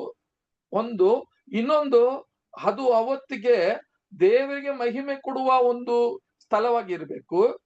ಮೂರನೇದು, ಇದು ಬರುವ ಸಂತತಿಯಾಗಿರುವ ಸಭೆಗೆ ಇವು ಏನೆಲ್ಲ ಮಾಡ್ತಾರೋ ಅದು ಹೋಲಿಕೆಯಾಗಿರ್ಬೇಕು, ಬಹಳ ಒಂದು ಉದಾಹರಣೆಯಾಗಿರ್ಬೇಕು, ಎಚ್ಚರಿಕೆಯಾಗಿರ್ಬೇಕು. ಇವೆಲ್ಲ ಒಂದೇ ಜಾಗದಲ್ಲಿ ಒಂದೇ ಕಾರ್ಯದಲ್ಲಿ ನಡೆಸ್ತಾರೆ. ಹಂಗಾದ್ರೆ ಎಷ್ಟೊಂದು ದೇವರ ಯೋಜನೆ ನೋಡ್ರಿ. ಅದನ್ನ ಇಡುವಾಗ್ಲೇ ಅದನ್ನ ಹಿಂಗೆ ಇರ್ಬೇಕು ಅಂತ ಹೇಳ್ತಾರೆ. ಬರೀ ಕಟ್ಟಮಾನಗಳು ಮಾತ್ರವೇ ಈ ತರ ಡಿಸೈನ್ ಇಲ್ಲಿ ಇರ್ಬೇಕು ಅಂತ ಅವರು ಹೇಳಿಲ್ಲ. ಅದು ಬರುವ ಕಾಲದಲ್ಲಿ, ಅಂತಿಮ ಇರುವ ಕಾಲದಲ್ಲಿ ಸಭೆ ಇದನ್ನ ಅರ್ಥ ಮಾಡಿಕೊಂಡು ಅದನ್ನ ಅವರಿಗೆ ಏನಕ್ಕಪ್ಪ ಈ ಎಚ್ಚರಿಕೆ ಮಾತು ಅಂತ ಅದು ಕೂಡ ತಿಳ್ಕೊಬೇಕು ಅಂತ ಹೇಳ್ತಾರೆ. ಹಾಗಿರುವಾಗ ಪ್ರತಿಯೊಂದು ಚೌಕಟ್ಟಿಗೆ ಅಡ್ಡಪಟ್ಟಿಗಳಿಂದ ಈ ಜೋಡಿಸಲಾಗಪಟ್ಟು 2 ನಿಲುವು ಪಟ್ಟಿಗಳನ್ನು ಕೂಡ ಅದಕ್ಕೆ ಏನ್ ಮಾಡ್ಬೇಕಂತ ಕೇಳಿದ್ರೆ ಮಾಡ್ಬೇಕು ಅಂತ ಹೇಳ್ಬಿಟ್ಟು ನೋಡ್ರಿ. ಇಲ್ಲಿಗೆ ಅವರು ಮಾಡಿರೋ ವಿಷಯಗಳು ಇದೆ. ನೀವು ಇದನ್ನ ಅರ್ಥ ಮಾಡ್ಕೊಂಡು ಚೌಕಟ್ಟಿಗೆ 2 ನಿಲುವು ಪಟ್ಟಿಗಳು ಇತ್ತು. ಓಕೆ, ಸರಿ. ಇದು ಯಾವ್ದ್ರಲ್ಲಿ ಸಾಕೆಟ್ ಅಂತ ಕೇಳಿದ್ರೆ ಎರಡನೇದು ಆ ಸಾಕೆಟ್ ಒಳಗೆ ಹೋಗ್ಬೇಕು. ಅದನ್ನ ಕೂಡ ಹಂಗೆ ಓದೋಣ ಸಿಸ್ಟರ್. ಓದ್ರಿ ಹಂಗೆ 18. ಗುಡಾರದ ಎಲ್ಲಾ ಚೌಕಟ್ಟುಗಳನ್ನು ಹಾಗೆ ಮಾಡಿಸಬೇಕು. ಗುಡಾರದ ದಕ್ಷಿಣ ದಿಕ್ಕಿನಲ್ಲಿ 20 ಚೌಕಟ್ಟುಗಳನ್ನು ನಿಲ್ಲಿಸಬೇಕು. ಇಲ್ಲಿ ಮುಖ್ಯ ಸಹೋದರ ಸಹೋದರಿಯರೇ. ಈಗ ಇಲ್ಲಿ ನೋಡ್ಬೇಕಾದ್ರೆ ಇಲ್ಲಿ ನೋಡಿ, ಈಗ ಅದನ್ನ ನಾವು ನೋಡಿದಂಗೆ ಮುಂಚೆನೆ ತಿಳ್ಕೊಂಬಿಡ್ರಿ. ಈ ಚೌಕಟ್ಟಿನ ಉದ್ದ ಎಷ್ಟಿತ್ತು, ಎತ್ತರ ಎಷ್ಟಿತ್ತು ಅಂತ ಕೇಳಿದ್ರೆ 10 ಮೊಳ ಇತ್ತು. ಅಗಲ ಎಷ್ಟಿತ್ತು ಅಂತ ಕೇಳಿದ್ರೆ 1.5 ಮೊಳ ಇತ್ತು. ಓಕೆ, ಈ ತರ ಏನ್ ಮಾಡ್ಬೇಕಂದ್ರೆ ಒಂದ್ ಕಡೆ ಎಲ್ಲ ಏನಂತ ಕೇಳಿದ್ರೆ ದಕ್ಷಿಣ ಕಡೆಗೆ ಆ ದಿಕ್ಕಲ್ಲಿ ಏನ್ ಮಾಡ್ಬೇಕು, ಸೌತ್ ಕಡೆ ಎಲ್ಲಾ ಚೌಕಟ್ಟುಗಳನ್ನು ಇಡ್ಬೇಕು. ಎಷ್ಟು ಚೌಕಟ್ಟು ಅಲ್ಲಿ ಬರುತ್ತೆ? ಎಷ್ಟು ಚೌಕಟ್ಟು ಬರುತ್ತೆ ರೀ ಒಂದ್ ಕಡೆ? 20 ಚೌಕಟ್ಟು. 20 ಬರ್ತದೆ. ಚೌಕಟ್ಟುಗಳು ನಿಲ್ಲಿಸಬೇಕು ಅಂತ ಹೇಳ್ಬಿಟ್ರು. ನೋಡ್ರಿ ಸಹೋದರ ಸಹೋದರಿ, ಎಷ್ಟು ಚೌಕಟ್ಟು ಇರ್ಬೇಕಂದ್ರೆ 20 ಚೌಕಟ್ಟುಗಳು ನಿಲ್ಲಿಸಬೇಕು ಅಂತ ಹೇಳ್ಬಿಟ್ರು. ಹಂಗಾದ್ರೆ ಇವಾಗ ನೋಡ್ರಿ, ದೇವದರ್ಶನ ಗುಡಾರದಲ್ಲಿ ಈಗ 1 ಮೊಳ ಅಂತ ಹೇಳುವಾಗ 1 ಮೊಳ 1.5 ಅಗಲ ಇರುವಾಗ 20 ಚೌಕಟ್ಟು ಬಂದ್ರೆ 20 ಚೌಕಟ್ಟಿಗೆ ಎಷ್ಟು ಮೊಳ ಇರ್ತದ್ರಿ ಟೋಟಲ್? 30 ಮೊಳ. ಒಂದು ಚೌಕಟ್ಟು 1.5 ಮೊಳ ಅಂದ್ರೆ 20 ಚೌಕಟ್ಟುಗಳು ಇಟ್ಟಿದ್ರು. ಎಷ್ಟು? 30 ಬ್ರದರ್. ಕರೆಕ್ಟ್. ನೋಡ್ರಿ, ಈಗ ಮೊದಲು ನಾವು ಏನ್ ಅರ್ಥ ಮಾಡ್ಕೊಬೇಕಂತ ಕೇಳಿದ್ರೆ ದೇವದರ್ಶನ ಗುಡಾರ ಎಷ್ಟು ಉದ್ದ ಇತ್ತು ಅಂತ ಹೇಳಿದ್ರೆ ಮೊದಲು ಅದು 30 ಮೊಳವಾಗಿ ಇತ್ತು. 30 ಕ್ಯೂಬಿಟ್ಸ್, 30 ಮೊಲವಾಗಿತ್ತು. 30 ಮೊಲ ಅಂತಿದ್ರೆ ಉದ್ದವಾಗಿ ಲೆಂತು. ಆಮೇಲೆ ಅದರ ಹೈಟ್ ಎಷ್ಟಿತ್ತು ಅಂತ ಕೇಳಿದ್ರೆ 10 ಮೊಲ ಇತ್ತು. ಇವಾಗ ನೋಡ್ರಿ, ಒಂದೊಂದಾಗಿ ಬಿಡಿಸಿ ನಾವು ಅದನ್ನ ನೋಡೋಣ. ಬಹಳ ಮುಖ್ಯವಾಗಿ ಇರುವ ಒಂದು ವಿಷಯಗಳನ್ನ ಕೂಡ ತಿಳ್ಕೊಂಬಿಡೋಣ. ಸೊ ಇದನ್ನ ಜ್ಞಾಪಕ ಇಟ್ಕೊಳ್ರಿ. ಒಂದ್ ಕಡೆ 20 ಚೌಕಟ್ಟು, ಈ 20 ಚೌಕಟ್ಟಿಗೆ ಒಂದೂವರೆ ಮೊಲ ಅಂದ್ರೆ 20 ಚೌಕಟ್ಟು ಬಂದ್ರೆ ಆ ಮೊಲದಲ್ಲಿ ಎಷ್ಟಪ್ಪ ಅಂತ ಕೇಳಿದ್ರೆ 30 ಮೊಲ ಬರುತ್ತೆ ಟೋಟಲ್ ಅಂತ ನೋಡ್ತೀವಿ.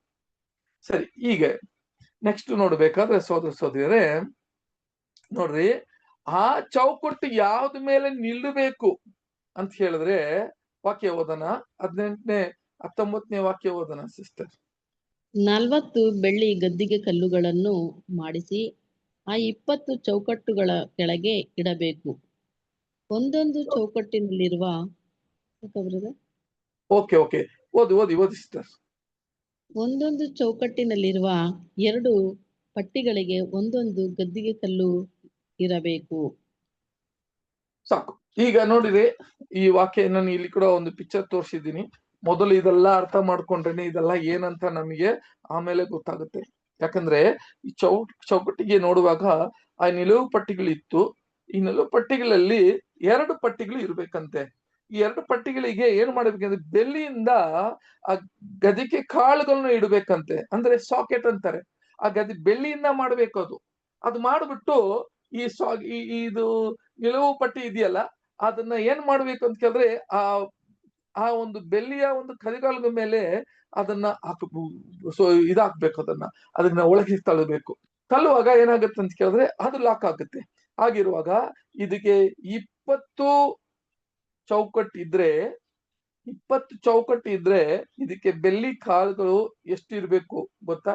ಆ ಕಲ್ಲುಗಳು ಎಷ್ಟಿರ್ಬೇಕು ಅಂತ ಕೇಳಿದ್ರೆ ಒಂದೊಂದು ಚೌಕಟ್ಟಿಗೆ 2 ಬೆಳ್ಳಿ ಗದ್ದಿಗೆ ಕಾಳುಗಳು ಇದೆ. ಒಂದೊಂದು ಚೌಕಟ್ಟಿಗೆ 2 ಗದಿಗೆ ಕಾಳುಗಳು ಇದೆ. ಇದು ಕೂಡ ಜ್ಞಾಪಕ ಇಟ್ಕೊಳ್ರಿ, ಬಹಳ ಮುಖ್ಯವಂತ ಇನ್ಫಾರ್ಮೇಶನ್. ನಾವು ಒಂದೇ ಸತಿ ಇವೆಲ್ಲ ನೋಡ್ಬಿಟ್ಟು ಆಮೇಲೆ ನಾವು ಏನ್ ಮಾಡ್ತೀವಿ ಕೇಳಿದ್ರೆ ಇದೆಲ್ಲ ಏನಪ್ಪಾ ಅಂತ ನಮಗೆ ಇದರಲ್ಲಿ ಏನು ಪಾಠ, ದೇವ್ರು ಏನು ಇಂಥ ಒಂದು ವಿಷಯಗಳು ಒಂದು ಏರ್ಪಾಟನ್ನು ನಮಗೆ ಮಾಡಿಸಿದ್ದಾರೆ, ಇವೆಲ್ಲ ಏನು ಅಂತ ನಾವು ಅನೇಕ ವಿಷಯಗಳನ್ನ ತಿಳ್ಕೊಬಹುದು ಸೋದರರೇ. ಹಂಗೆ ಓದುವಾಗ ಜ್ಞಾಪಕ ಇಟ್ಕೊಳ್ರಿ. ಇದು ನಾನು ಹೇಳೋದಕ್ಕೆ ಮತ್ತೆ ನಾನು ನಿಮಗೆ ಕೇಳುವಾಗ ಇರ್ಬೇಕು. ಏನಂತ ಕೇಳಿದ್ರೆ ಈ ಒಂದೊಂದು ಚೌಕಟ್ಟು 20 ಚೌಕಟ್ಟು ಒಂದ್ ಕಡೆ ಇರಬೇಕು. ಆ 20 ಚೌಕಟ್ಟಿಗೆ ಆ ಬೆಳ್ಳಿಯ ಕದಗೆ ಕಾಲುಗಳು ಇರಬೇಕು. ಆ ಕಾಲುಗಳ ಮೇಲೆ ಇದು ನಿಂತಿರ್ಬೇಕು. ಅಂದ್ರೆ ಆ ಕಾಲುಗಳು ಹೆಂಗಿರ್ಬೇಕು ಅಂತ ಹೇಳಿದ್ರೆ ಹಂಗೆ ಓದೋಣ. ಈಗ ಕೆಳಗೆ 20ನೇ ವಾಕ್ಯ ಓದೋಣ ಸಿಸ್ಟರ್. ಹಾಗೆಯೇ ಗುಡಾರದ ಉತ್ತರ ದಿಕ್ಕಿನಲ್ಲಿ 20 ಚೌಕಟ್ಟುಗಳು ಮತ್ತು ಪ್ರತಿ ಒಂದು ಚೌಕಟ್ಟಿಗೆ 2 ಗದ್ದಿಗೆ ಕಲ್ಲುಗಳು ಇರಬೇಕು. ನೋಡಿದ್ರ ಸಾಕು. ಹಿಂಗ ಇರುವಾಗ ಹಾಗೆ ಈಗ ಉತ್ತರ ದಿಕ್ಕಲ್ಲಿ ಕೂಡ ಏನಾಗ್ಬೇಕು, ಉತ್ತರ ದಿಕ್ಕಲ್ಲಿ ಕೂಡ ಏನಾಗ್ಬೇಕು ಅಂತ ಕೇಳಿದ್ರೆ ಹಿಂಗೆ 20 ಚೌಕಟ್ಟುಗಳಿಗೆ ಮತ್ತು ಪ್ರತಿಯೊಂದು ಚೌಕಟ್ಟಿಗೆ 2 ಇವಾಗ ಹೇಳ್ತಾರೆ 2 ಗದ್ದಿಗೆ ಕಾಲುಗಳು ಇರಬೇಕು. ಆಗ ಪ್ರತಿಯೊಂದು ಚೌಕಟ್ಟಿಗೆ 2 ಇರಬೇಕು ಅಂತ ಹೇಳ್ಬಿಟ್ರು. ಹಾಗಾದ್ರೆ ಈಗ 2 ಕಡೆ ಇರಬೇಕು ಅಂತ ಹೇಳಿದ್ರಲ್ಲ, 2 ಕಡೆ ಅಂದ್ರೆ ಎಷ್ಟಾಯ್ತು? ಒಂದ್ ಕಡೆ 40 ಬೆಳ್ಳಿ ಆ ಕಾಲುಗಳು ಗದಿಗೆ ಕಾಲುಗಳು ಇದೆ ಅಂತ ಕೇಳಿದ್ರೆ ಒಂದ್ ಕಡೆ 2 ಕಡೆ ಎಷ್ಟಾಗುತ್ತೆ? ಎಷ್ಟು ಗದಿಗೆ ಕಾಲುಗಳು ಇದೆ ಬೆಳ್ಳಿಯ ಕಾಲುಗಳು? 40 80 ಎಷ್ಟು? 80 ಕಾಲುಗಳಿದೆ. 80 ಕಾಲುಗಳಿದೆ. ಇದನ್ನ ಕೂಡ ಜ್ಞಾಪಕ ಇಟ್ಕೊಳ್ರಿ. 80 ಕಾಲುಗಳು ಅವೆ. ಅದು ಬೆಳ್ಳಿಯ ಅದಕ್ಕೆ ಕಾಲುಗಳು. ಆಮೇಲೆ ಚೌಕಟ್ಟು ಒಂದ್ ಕಡೆ 40 ಇದೆ, ಇನ್ನೊಂದು ಕಡೆ 40 ಇದೆ. 40 20 20 ನೋಡಿ, ನೀವು ಸೈಲೆಂಟ್ ಆಗಿದ್ದೀರಾ. ನಾನು 40 ಅಂತ ಕೇಳುವಾಗ ಇದು ನೋಡ್ಬೇಕಾದ್ರೆ ಒಂದ್ ಕಡೆ 20, ಇನ್ನೊಂದು ಕಡೆ 20 ಚೌಕಟ್ಟಿದೆ. ಅದೇ ತರ ಬೆಳ್ಳಿಯ ಕಡೆಗೆ ಕಾಲುಗಳು ಆ ಕಡೆ 40, ಈ ಕಡೆ 40 ಇದೆ. ಇದು ಮಾತ್ರ ಮರಿಬೇಡ್ರಿ, ಇದು ಒಂದು ರಹಸ್ಯ ಒಳಗೈತೆ. ಯಾಕೆ ಹಿಂಗ್ ಕೊಟ್ಟಿದ್ದಾರೆ ಅಂತ ಅದರೊಳಗೆ ಒಂದು ರಹಸ್ಯ ಕೂಡ ಒಳಗಡೆ ಇಟ್ಟಿದ್ದಾರೆ ಅಂತ ನೋಡ್ತೀವಿ. ಸಹೋದರ ಸಹೋದರಿಯರೇ, ಮತ್ತೆ ನಾವು ಏನ್ ಮಾಡೋಣ ಅಂತ ಕೇಳಿದ್ರೆ ನೋಡ್ರಿ, ಇಲ್ಲಿಗೆ ಫುಲ್ ಡೀಟೇಲ್ ಕೊಟ್ಟಿದ್ದೀನಿ ನಿಮಗೆ. ಏನಂತ ಕೇಳಿದ್ರೆ ಇಲ್ಲಿಗೆ ಇರುತ್ತಂತ ಸೌತ್ ಸೈಡ್ ಅಂತ ಕೇಳುವಾಗ ಇಲ್ಲಿಗೆ ಹೌದು ಇಲ್ಲಿಗೆ ನೋಡ್ಬೇಕಾದ ಸಹೋದರ ಸಹೋದರಿ ನೋಡಿ, ಉತ್ತರ ದಿಕ್ಕದಲ್ಲಿ ಪಶ್ಚಿಮ ದಿಕ್ಕದಲ್ಲಿ ಸಾರಿ ಯಾವ್ದ್ರಿ ಯಾವ ಸೌತ್ ದಕ್ಷಿಣ ದಿಕ್ಕದಲ್ಲಿ ನೋಡ್ಬೇಕಾದ್ರೆ ಎರಡು ಕಡೆ 40 ಸಾಕೆಟ್ಸ್ಗಳು ಬೆಳ್ಳಿಯ ಕದಿಕಾಳುಗಳು ಇರಬೇಕು, ಈ ಕಡೆ ಕದಿಕಾಳುಗಳು ಇರಬೇಕು ಅಂತ ಹೇಳ್ಬಿಟ್ರು. ಸರಿ, ಈಗ ಎಲ್ಲಿಗಪ್ಪ ನೋಡೋದು ಅಂತ ಹೇಳುವಾಗ ಇದನ್ನ ಇನ್ನ ವಿಷಯ ಕೂಡ ತಿಳ್ಕೊಂಬಿಡೋಣ. ಏನಂತ ಕೇಳಿದ್ರೆ ಇದ್ರ ಹಿಂಭಾಗ ಅಂತ ಕೇಳುವಾಗ ಯಾವ ಕಡೆ ಅಂತ ಕೇಳಿದ್ರೆ ಪಾಶ್ಮಿ ಕಡೆ ಅಲ್ಲ, ಪಾಶ್ಮ ದಿಕ್ಕದಲ್ಲಿ ಅಂತ ಕೇಳಿದ್ರೆ ವೆಸ್ಟ್ ಸೈಡ್. ಇವಾಗ ನೋಡ್ಬೇಕಾದ್ರೆ ಇಲ್ಲಿಗೆ ಒಂದು ವಿಚಾರ ಇದೆ, ಇದನ್ನ ಕೂಡ ಓದ್ಬಿಡೋಣ. ವಾಕ್ಯ ಓದೋಣ, 22ನೇ ವಾಕ್ಯ ಓದೋಣ ಸಿಸ್ಟರ್. 22nd. ಗುಡಾರದ ಹಿಂಭಾಗಕ್ಕೆ ಅಂದರೆ ಪಶ್ಚಿಮ ದಿಕ್ಕಿನಲ್ಲಿ 6 ಚೌಕಟ್ಟುಗಳನ್ನು ಮಾಡಿಸಬೇಕು. ನೋಡಿದ್ರೆ ಗುಡಾರ ಹಿಂದ್ಗಡೆ ಎಷ್ಟು ಚೌಕಟ್ಟುಗಳು ಇರ್ಬೇಕಂತ ಕೇಳಿದ್ರೆ 6 ಇರ್ಬೇಕು ಅಂತ ಹೇಳ್ತಾರೆ ಅಲ್ವರ. ಮತ್ ಟೋಟಲ್ ಎಷ್ಟೈತೆ ಈಗ ಅಂತ ಹೇಳುವಾಗ ಇಲ್ಲಿಗೆ ನೋಡ್ರಿ 40, ಇಲ್ಲಿಗೆ 40, ಆಮೇಲೆ ಇದು 80 ಆಯ್ತು. 80 ಅಂದ್ರೆ ಇಲ್ಲಿಗೆ ಎಷ್ಟಾಯ್ತು ಅಂತ ಕೇಳಿದ್ರೆ 6 ಚೌಕಟ್ಟು ಇರ್ಬೇಕು ಅಂತ ಕೇಳಿದ್ರು. ಹಂಗಾದ್ರೆ ಎಷ್ಟು ಟೋಟಲ್ ಆಯ್ತು ಅಂತ ಕೇಳಿದ್ರೆ ಎಷ್ಟು 86 ಚೌಕಟ್ಟು ಇತ್ತು ಅಂತ ನೋಡ್ತೀವಿ ಅಲ್ವಾ. ಇಲ್ಲಿಗೆ ಒಂದು ವಿಷಯ ಏನಂತ ಕೇಳಿದ್ರೆ ಸಹೋದರ ಸಹೋದರಿಯರೇ ನೋಡಿ, ಇದನ್ನ ಕಟ್ಟಬೇಕಾದ್ರೆ ತಂದೆ ದೇವರು ಯಾವ ತರ ಹೇಳಿದ್ದಾರೆ ಅಂತ ಕೇಳಿದ್ರೆ ಒಂದೊಂದು ಕೂಡ ಒಂದು ಇಂಡಿವಿಜುವಲ್ ಅಂದ್ರೆ ಅರ್ಥ ಏನು? ಇಂಡಿವಿಜುವಲ್ ಏನ್ ಹೇಳ್ತಿದ್ ಕನ್ನಡದಲ್ಲಿ? ಪ್ರತ್ಯೇಕವಾಗಿ ಒಂದೊಂದು ಚೌಕಟ್ಟು ಕೂಡ ಪ್ರತ್ಯೇಕವಾಗಿ ಇರಬೇಕು. ಅಂದ್ರೆ ಅರ್ಥ ಏನು ಅಂತ ಕೇಳಿದ್ರೆ ಇದು ಈಗ 20 ಈ ಕಡೆ ಒಂದು ಚೌಕಟ್ಟು ಬರುವಾಗ ಮತ್ತೆ ಆ ದಿಕ್ಕಲ್ಲಿ ಈ ಒಂದು ಚೌಕಟ್ಟು ಮತ್ತೆ ಅದನ್ನ ಎಣಿಸಬಾರದು. ಯಾಕಂತ ಕೇಳಿದ್ರೆ ಆ ಚೌಕಟ್ಟು ಅದಕ್ಕೆ ಏನಾಗಲ್ಲ ಅಂತ ಕೇಳಿದ್ರೆ ಮತ್ತೆ ಅದನ್ನ ಎಣಿಸಿ ಇನ್ನೊಂದು ಚೌಕಟ್ಟನ್ನ ಅಲ್ಲಿಗೆ ಚೌಕಟ್ಟುಗಳನ್ನ ಇಕ್ಬಿಟ್ಟು ನೋಡ್ರಿ, ನೀವು ಈ ತರ ಒಂದು ಪ್ಲಾನ್ ಕೊಟ್ಬಿಟ್ಟು ಈ ತರ ಒಂದು ಬಾಕ್ಸ್ ತರ ಮಾಡ್ಬೇಕು ಅಂತ ಕೇಳಿದ್ರೆ ಇಲ್ಲಿರುವ 20ಗೆ ಕರೆಕ್ಟ್ ಆಗಿ ಮತ್ತೆ ಇಲ್ಲಿಂದ ಅದನ್ನೇನೆ ಇನ್ನೊಂದು ಚೌಕಟ್ಟನ್ನ ಈ ಚೌಕಟ್ಟನ್ನೇ ಎಣಿಸ್ಕೊಂಡು ಹೋಗ್ತೀವಿ. ಆದ್ರೆ ದೇವ್ರು ಹಂಗಿಟ್ಟಿಲ್ಲ. ಪ್ರತಿಯೊಂದು ಚೌಕಟ್ಟಿಗೆ ಒಂದೊಂದು ಕೂಡ ಅದಕ್ಕೆ ಏನಾಗುತ್ತೆ ಅಂತ ಕೇಳಿದ್ರೆ ಅದಕ್ಕೆ ಒಂದು ಘನ ಮಹಿಮೆ ಇದೆ ಅಂತ ಹೇಳ್ತಾರೆ. ಅದಕ್ಕೆ ವಾಕ್ಯ ನೋಡ್ರಿ, ಇಲ್ಲಿಗೆ 23ನೇ ವಾಕ್ಯ ಓದ್ರಿ. ಹಂಗೆ 23ನೇ ವಾಕ್ಯ.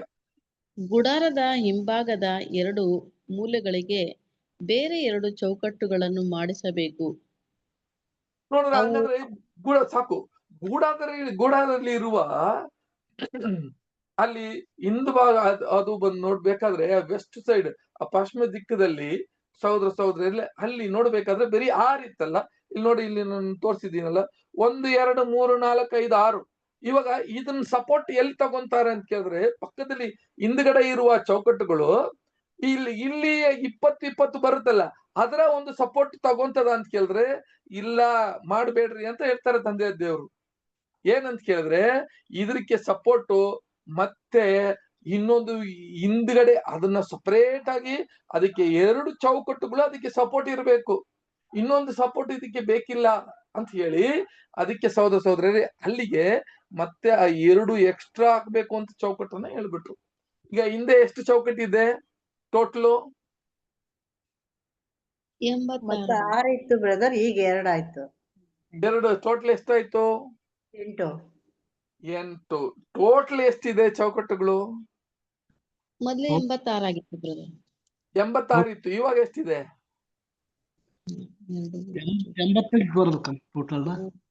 88 ಇದೆಯಾ? 86 ಇದೆ, 88 ಇದೆಯಾ? ಈಗ 88 ಆಯ್ತು. 88 ಇದೆ. ಸಹೋದರ ಸಹೋದರಿಯರೇ, ಇದನ್ನ ಕೂಡ ಮನಸ್ಸಲ್ಲಿ ಇಟ್ಟುಕೊಳ್ರಿ. ಇವಾಗ ನೋಡ್ರಿ, 88 ಇದೆ ಇದರಲ್ಲಿ ಚೌಕಟ್ಟುಗಳು. ಆ ಚೌಕಟ್ಟುಗಳು ಒಂದೊಂದು ಕೂಡ ಇವಾಗ ನೋಡಿ ಇಲ್ಲಿಗೆ ದೇವದರ್ಶನ ಗೂಡಾರ ಇರುವ ಇದರಲ್ಲಿ ನಾವು ಏನ್ ನೋಡ್ಕೊಬಹುದು ಅಂದ್ರೆ ಈಸಿಯಾಗಿ ನಾವು ಏನ್ ನೋಡ್ಕೊಬಹುದು ಸಹೋದರ ಸಹೋದರಿಯರೇ, ಗೂಡಾರದ ಒಂದು ಸೈಜ್ ಇಲ್ಲಿ ಗೊತ್ತಾಗ್ಬಿಡ್ತದ್ರಿ. ಗೂಡಾರ ಸೈಜ್ ಎಲ್ಲಿ ಹೇಳಿಲ್ಲ, ಗೂಡಾರ ಇಷ್ಟು ಸೈಜ್ ಅಂತ ಎಲ್ಲಿ ಹೇಳಿಲ್ಲ. ಇವಾಗ ನಾವು ಕಂಡುಹಿಡಿಬಹುದು ಹೆಂಗೆ ಅಂತ. ಗೂಡಾರದ ಉದ್ದ ಎಷ್ಟಿತ್ರಿ? 100 ಮೊಳ ಇತ್ತು. ಮೊಳ ಎತ್ತರ. ಅಲ್ಲ, ದೇವದರ್ಶನ ಗೂಡಾರ ಮಾತ್ರ ಕೇಳ್ತಾ ಇದ್ದೀನಿ. ಉದ್ದ 30 ಮೊಳ, ಅಗಲ 30 ಮೊಳ. ಉದ್ದ 30 ಮೊಳ, ಎತ್ತರ ಎಷ್ಟಿತ್ತು? ಅಗಲ 7 ಮೊಳ. ಮತ್ತೆ ನೋಡ್ರಾ? 15 ಮೊಳ. ಅಲ್ಲ ನೋಡ್ರಿ, ಅದಕ್ಕೆ ಹೇಳಿದೆ ಒಂದೊಂದು ಚೌಕಟ್ಟು ಕೂಡ 10 ಮೊಳ ಉತ್ತರ ಅಂತ ಹೇಳಿದ್ರು ಅಲ್ವಾ? ನೋಡ್ರಿ ಇದಿಲ್ಲಿ ನಾನು ತೋರಿಸ್ತೀನಿ. ಇಲ್ಲಿಗೆ ಒಂದೊಂದು ಚೌಕಟ್ಟು ಕೂಡ 10 ಮೊಳ ಏನ್ರಿ ಉದ್ದ ಅಲ್ಲ, ಎತ್ತರ ಅಂತ ಹೇಳ್ತಾರೆ. ಯು ಹ್ಯಾವ್ ಟು, ಆ ಉದ್ದ ಎಷ್ಟಿದೆ ಅಂತ ಕೇಳಿದ್ರೆ 10 ಕ್ಯೂಬಿಟ್ ಅಂತ ಹೇಳ್ತಾರೆ. ಈಗ ಲೆಂತ್ ಉದ್ದ ಎಷ್ಟಿದೆ ಅಂತ ಕೇಳಿದ್ರೆ 30 ಮೊಳ, ಅದರ ಎತ್ತರ ಎಷ್ಟಿದೆ? 10. ಓಕೆ ಸರಿ. ಈಗ ಇದರ ಒಂದು ಸೈಜ್ ಏನಪ್ಪಾ ಅಂತ ಕೇಳಿದ್ರೆ ಹಿಂದ್ಗಡೆ ನೋಡ್ರಿ, ಹಿಂದ್ಗಡೆ ನಾವು ನೋಡಿದಂತ ಈ ತರ ಇದೆ. ಈಗ ಎಷ್ಟಿದೆ ಅಂತ ಕೇಳಿದ್ರೆ 1 2 3 4 5 6 ಚೌಕಟ್ಟುಗಳಿದೆ. ಒಂದೊಂದು ಚೌಕಟ್ಟು ಎಷ್ಟ್ರಿ? ಒಂದೊಂದು ಚೌಕಟ್ಟು ಅದರ ಅಗಲ ಎಷ್ಟು ಅಂತ ಕೇಳಿದ್ರೆ ಒಂದೊಂದು ಕೂಡ ಅಗಲ ಎಷ್ಟು ಅಂತ ಹೇಳಿದೆ? 1.5 ಮೊಳ ಅಗಲ, ಉದ್ದ 10 ಮೊಳ ಒಂದೊಂದು ಚೌಕಟ್ಟು. 1.5 ಮೊಳ ಅಂತ ಹೇಳಿದ್ನಲ್ಲ, ಸಾರಿ 1.5 ಮೊಳ ಅಲ್ಲ, ಇದು ಅರ್ಧ ಮೊಳ. ನಾನು 1.5 ಮೊಳ ಅಂತ ಇಲ್ಲಿ ಹಾಕಬಿಟ್ಟಿದ್ದೀನೋ ಏನೋ ಗೊತ್ತಿಲ್ಲ. 1.5 ಮೊಳ ಅಲ್ಲ, ಅದು ಅರ್ಧ ಮೊಳ ಅಲ್ವಾ? ಸೊ 1.5 ಮೊಳ ಅಂತ ಅಲ್ಲಿ ಬರ್ದಿತ್ತ ಅಲ್ಲ? ಕರೆಕ್ಟಾ? ಇದೆಯಲ್ಲ ಬ್ರದರ್, ಆಯ್ತು ವಾಕ್ಯ ಓದಿ ಸಿಸ್ಟರ್, ವಾಕ್ಯ ಓದ್ರಿ. ಮೊದಲನೇ 15ನೇ ವಾಕ್ಯ ಓದ್ರಿ. 15 16ನೇ ವಾಕ್ಯ, 26ನೇ ಅಧ್ಯಾಯ. ಗುಡಾರಕ್ಕೆ ಬೇಕಾದ ಚೌಕಟ್ಟುಗಳನ್ನು ಜಾಲಿ ಮರದಿಂದ ಮಾಡಿಸಬೇಕು. ಪ್ರತಿಯೊಂದು ಚೌಕಟ್ಟು ಮೊಳ ಉದ್ದವಾಗಿ 10 ಮೊಳ ಉದ್ದವಾಗಿಯೂ 1.5 ಮೊಳ ಅಗಲವಾಗಿಯೂ ಇರಬೇಕು. ಈಗ 1.5 ಮೊಳ ಏನಾಗಿರ್ಬೇಕಂತ ಕೇಳಿದ್ರೆ ಅಗಲವಾಗಿ ಇರ್ಬೇಕು ಅಂತ ಕ್ಲಿಯರ್ ಆಗಿ ಹೇಳ್ಬಿಟ್ಟಿದ್ದಾರೆ ಸೋದರ ಸೋದರಿ. ಸರಿ, ಈಗ ಇದನ್ನ ನೀವು ಜ್ಞಾಪಕ ಇಟ್ಟುಕೊಳ್ರಿ. ಓಕೆ ಸರಿ. ಈಗ ಈ ವಿಷಯ ಒಂದೊಂದು ಕೂಡ 1.5 ಮೊಳ ಏನಾಗುತ್ತೆ ಅಂತ ಕೇಳಿದ್ರೆ ಅದು ಎತ್ತರ, ಅದು ಅಗಲವಾಗಿದೆ ಅಂತ ಕೂಡ ಇಲ್ಲಿ ನೋಡಿದ್ದೀವಿ. ಇದನ್ನ ಮತ್ತೆ ನಾವು ನಾವು ಅದ್ರ ಬಗ್ಗೆ ನಾವು ಡೀಪ್ ಆಗಿ ಒಳಗೆ ಹೋಗಿಲ್ಲ, ಬರೀ ಹೆಂಗಿದೆ ಅಂತ ನೋಡ್ತಾ ಇದೀವಿ. ಆಮೇಲೆ ನಾವು ಅದ್ರ ಒಳಗೆ ಹೋಗಿ ಒಂದೊಂದು ವಿಷಯ ತಿಳ್ಕೊಂಬಿಡೋಣ. ಸೊ ಹಾಗಿರುವಾಗ ಸೋದರ ಸೋದರರೇ, ಇಲ್ಲಿ ನೋಡ್ರಿ, ಇಲ್ಲಿದ್ದಂತ ಕೆಳಗೆ ನಾವು ನೋಡುವಾಗ ಬೆಳ್ಳಿಗಳ ಅಲ್ಲಿದ್ದಂತ ಕದಿಗೆ ಕಾಳುಗಳು ಏನಾಗಿತ್ತು ಅಂತ ಕೇಳಿದ್ರೆ ಈ ಸುತ್ತಲೂ ಇತ್ತು ಅಂತ ನೋಡ್ತೀವಿ. ಎಲ್ಲ ಬೆಳ್ಳಿಯ ಕಾಳುಗಳ ಮೇಲೆ ಇವೆಲ್ಲ ಚೌಕಟ್ಟುಗಳು ಯಾವ್ದ ಮೇಲೆ ನಿಂತಿದೆ ಅಂತ ಕೇಳಿದ್ರೆ ಬೆಳ್ಳಿಯ ಕಾಳುಗಳ ಮೇಲೆ. ಒಂದೊಂದು ಚೌಕಟ್ಟಿಗೆ 2 ಬೆಳ್ಳಿಯ ಗದಿಗೆ ಕಾಳುಗಳನ್ನು ನಿಂತಿತ್ತು ಅಂತ ನೋಡ್ತೀವಿ. ಓಕೆ, ಈಗ ಎಲ್ಲಿಗೆ ಹೋಗೋಣ ಅಂತ ಕೇಳಿದ್ರೆ ನೆಕ್ಸ್ಟ್ ಇದರ ಒಂದು ಸ್ಟೇಜ್ ಏನಪ್ಪಾ ಅಂತ ಕೇಳಿದ್ರೆ ಇದ್ರ ಮೇಲೆ ಒಂದು ತೆರೆ ಇತ್ರಿ. ಎಷ್ಟು ತೆರೆ ಇತ್ತು ಅಂತ ಹೇಳುವಾಗ ಯಾರಾದ್ರೂ ಹೇಳಿ, ಇದನ್ನ ಮುಚ್ಚಬೇಕಾದ್ರೆ ಇದರಲ್ಲಿ ಎಷ್ಟು ತೆರೆ ಇತ್ತು ಮುಚ್ಚಲವಾಗ? ಯಾರ ಓದಿದ್ದೀರಾ? 5 ತೆರೆಗಳು ಬರೋದಲ್ಲ, 5 ಕಟ್ಟೆಗಳು. 5 ತೆರೆಗಳ? 4 5 ನಾನು ಹಾಕಿದ್ದೆ ಅವಾಗೆ. ನೋಡ್ರಿ ಎಷ್ಟು ತೆರೆಗಳಿತ್ತು ಅಂತ ಕೇಳಿದ್ರೆ ಇಲ್ಲಿ ನೋಡಿ, ಇಲ್ಲಿದೆ ಎಷ್ಟು ತೆರೆಗಳಿದೆ ಅನ್ನುವಾಗ 4 ತೆರೆಗಳನ್ನ ಅದನ್ನ ಮುಚ್ಚಲಾಗಿ ಅದನ್ನ ಉಪಯೋಗ ಮಾಡಿದ್ರು ಅಂತ ಹೇಳ್ತಾರೆ. 4 ಏನಪ್ಪ ಈ 4 ಏನಾಗಿತ್ತು ಅಂತ ಕೇಳಿದ್ರೆ ಅದನ್ನ ಓದೋಣ ಸಿಸ್ಟರ್, ಓದ್ರಿ. 24 ಓದ್ಬೇಕು ಬ್ರದರ್. 26ನೇ ಅಧ್ಯಾಯ 1ನೇ ವಾಕ್ಯ 26 ಇದೆ ನೋಡಿ, ವಿಮೋಚನ 26 1ನೇ ವಾಕ್ಯ. ನನ್ನ ನಿವಾಸಕ್ಕಾಗಿ ಒಂದು ಗುಡಾರವನ್ನು 10 ತಾನು ಬಟ್ಟೆಗಳಿಂದ ಮಾಡಿಸಬೇಕು. ಅವು ಹೊಸೆದ ನಾರಿನ ಬಟ್ಟೆಗಳಾಗಿರಬೇಕು. ಅವುಗಳಲ್ಲಿ ನೀಲಿ, ಧೂಮ್ರ, ರಕ್ತವರ್ಣಗಳುಳ್ಳ ದಾರದಿಂದ ಕೆರೂಬಿಗಳನ್ನು ಚಮತ್ಕಾರವಾಗಿ ಕಸೂತಿ ಹಾಕಿಸಬೇಕು. ಪ್ರತಿಯೊಂದು ಬಟ್ಟೆಯು 28 ಮೊಳ ಉದ್ದವಾಗಿಯೂ 4 ಮೊಳ ಅಗಲವಾಗಿಯೂ ಇರಬೇಕು. ಸರಿ, ಇದಕ್ ಮುಂಚೆ ಹಂಗಾದ್ರೆ ಇನ್ನ ಸ್ವಲ್ಪ ಈಸಿಯಾಗಿ ಬೇಕಾದ್ರೆ ನಾವು ವಿಮೋಚನೆ ಕಾಂಡದಲ್ಲಿ 25ನೇ ಅಧ್ಯಾಯ 4-5 ಓದ್ರಿ. 25ನೇ ಅಧ್ಯಾಯ 4-5. ನೀಲಿ, ಧೂಮ್ರ, ರಕ್ತವರ್ಣಗಳುಳ್ಳ ದಾರಗಳು, ನಾರು ಬಟ್ಟೆಗಳು, ಆಡು ಕೂದಲಿನ ಬಟ್ಟೆಗಳು, ಹದ ಮಾಡಿರುವ ಕೆಂಪು ಬಣ್ಣದ ಕುರಿದೊಗಲುಗಳು, ಕಡಲು ಹಂದಿಯ ತೊಗಲುಗಳು, ಜಾಲಿ ಮರವು, ದೀಪಕ್ಕೆ ಬೇಕಾದ ಎಣ್ಣೆಯು. ಸಾಕು ಬ್ರದರ್? ಸಾಕು. ಇವಾಗ ಏನಾಗ್ತಾನೆ ಅಂತ ಕೇಳಿದ್ರೆ ಸಹೋದರ ಸಹೋದರಿಯರೇ, ಇಲ್ಲಿಗೆ 4 ಏನಾಗಿದೆ ಅಂತ ಕೇಳಿದ್ರೆ 4 ತೆರೆಯನ್ನ ಹಾಕಿ ಮುಚ್ಚಲ ತೆರೆಯನ್ನ ಇಲ್ಲಿ ಕೊಟ್ಟಿರೋದು ಅಂತ ನೋಡ್ತೀವಿ. ಮೊದಲು ಯಾವ್ದಪ್ಪ ಇತ್ತು ಅಂತ ಕೇಳಿದ್ರೆ ಆ ನಾರೆ ಬಟ್ಟೆಯಲ್ಲಿ ಇದ್ದಂತ ಏನ್ರಿ ನೋಡ್ರಿ 26ನೇ ಅಧ್ಯಾಯದಲ್ಲಿ ಅದು 26ನೇ ಅಧ್ಯಾಯದಲ್ಲಿ 1ರಿಂದ 6 ತನಕ ಓದುವಾಗ ಏನ್ ಹೇಳ್ತೆ ಅಂತ ಕೇಳಿದ್ರೆ ಆ ನಾರೆ ಬಟ್ಟೆಗಳಿಂದ ಮಾಡಬೇಕಾಗಿರುವ ಒಂದು ತೆರೆ. ಹಂಗಾದ್ರೆ ಮೊದಲು ಅದನ್ನ ಒಳಗಿರುವ ಒಂದು ತೆರೆ ಇದೆ, ಅದು ಮುಚ್ಚ ತೆರೆ ಇದೆ. ಅದು ತೆರೆ ಎಷ್ಟಿಗಿದೆ ಅಂತ ಕೇಳಿದ್ರೆ ಅದು ನಾರೆ ಬಟ್ಟೆಯಲ್ಲಿ ಮಾಡಿರುವ ಒಂದು ತೆರೆ. ಅದರ ಒಂದು ಸೈಜು, ಅದರ ಒಂದು ಮೆಷರ್ಮೆಂಟ್ ಏನಪ್ಪಾ ಅಂತ ಕೇಳಿದ್ರೆ, ಅಳತೆ ಏನಂತ ಕೇಳುವಾಗ 24ಗೆ 28 ಆಗಿರ್ಬೇಕು. ಮತ್ತೆ ಓದೋಣ ಸಿಸ್ಟರ್ ಅದನ್ನ 26ನೇ ಅಧ್ಯಾಯ 1ರಿಂದ ಕೆಲವು ವಾಕ್ಯ ಓದ್ರಿ. ನನ್ನ ನಿವಾಸಕ್ಕಾಗಿ ಒಂದು ಗುಡಾರವನ್ನು 10 ತಾನು ಬಟ್ಟೆಗಳಿಂದ ಮಾಡಿಸಬೇಕು. ಅವು ಹೊಸದ ನಾರಿನ ಬಟ್ಟೆಗಳಾಗಿರಬೇಕು.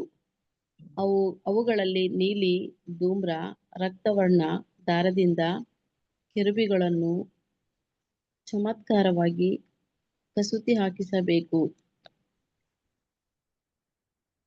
ಪ್ರತಿಯೊಂದು ಬಟ್ಟೆಯು 28 ಮೊಳ. ಪ್ರತಿಯೊಂದು ಬಟ್ಟೆಯು 28 ಮೊಳ ಉದ್ದವಾಗಿಯೂ 4 ಮೊಳ ಅಗಲವಾಗಿಯೂ ಇರಬೇಕು.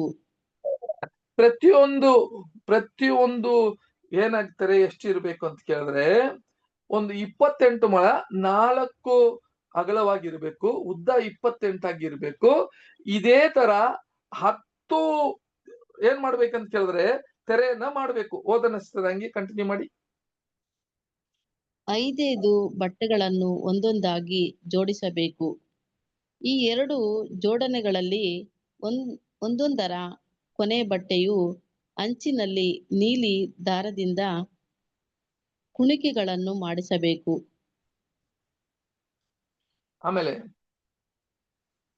ಆ ಕುಣಿಕೆಗಳು 50ರ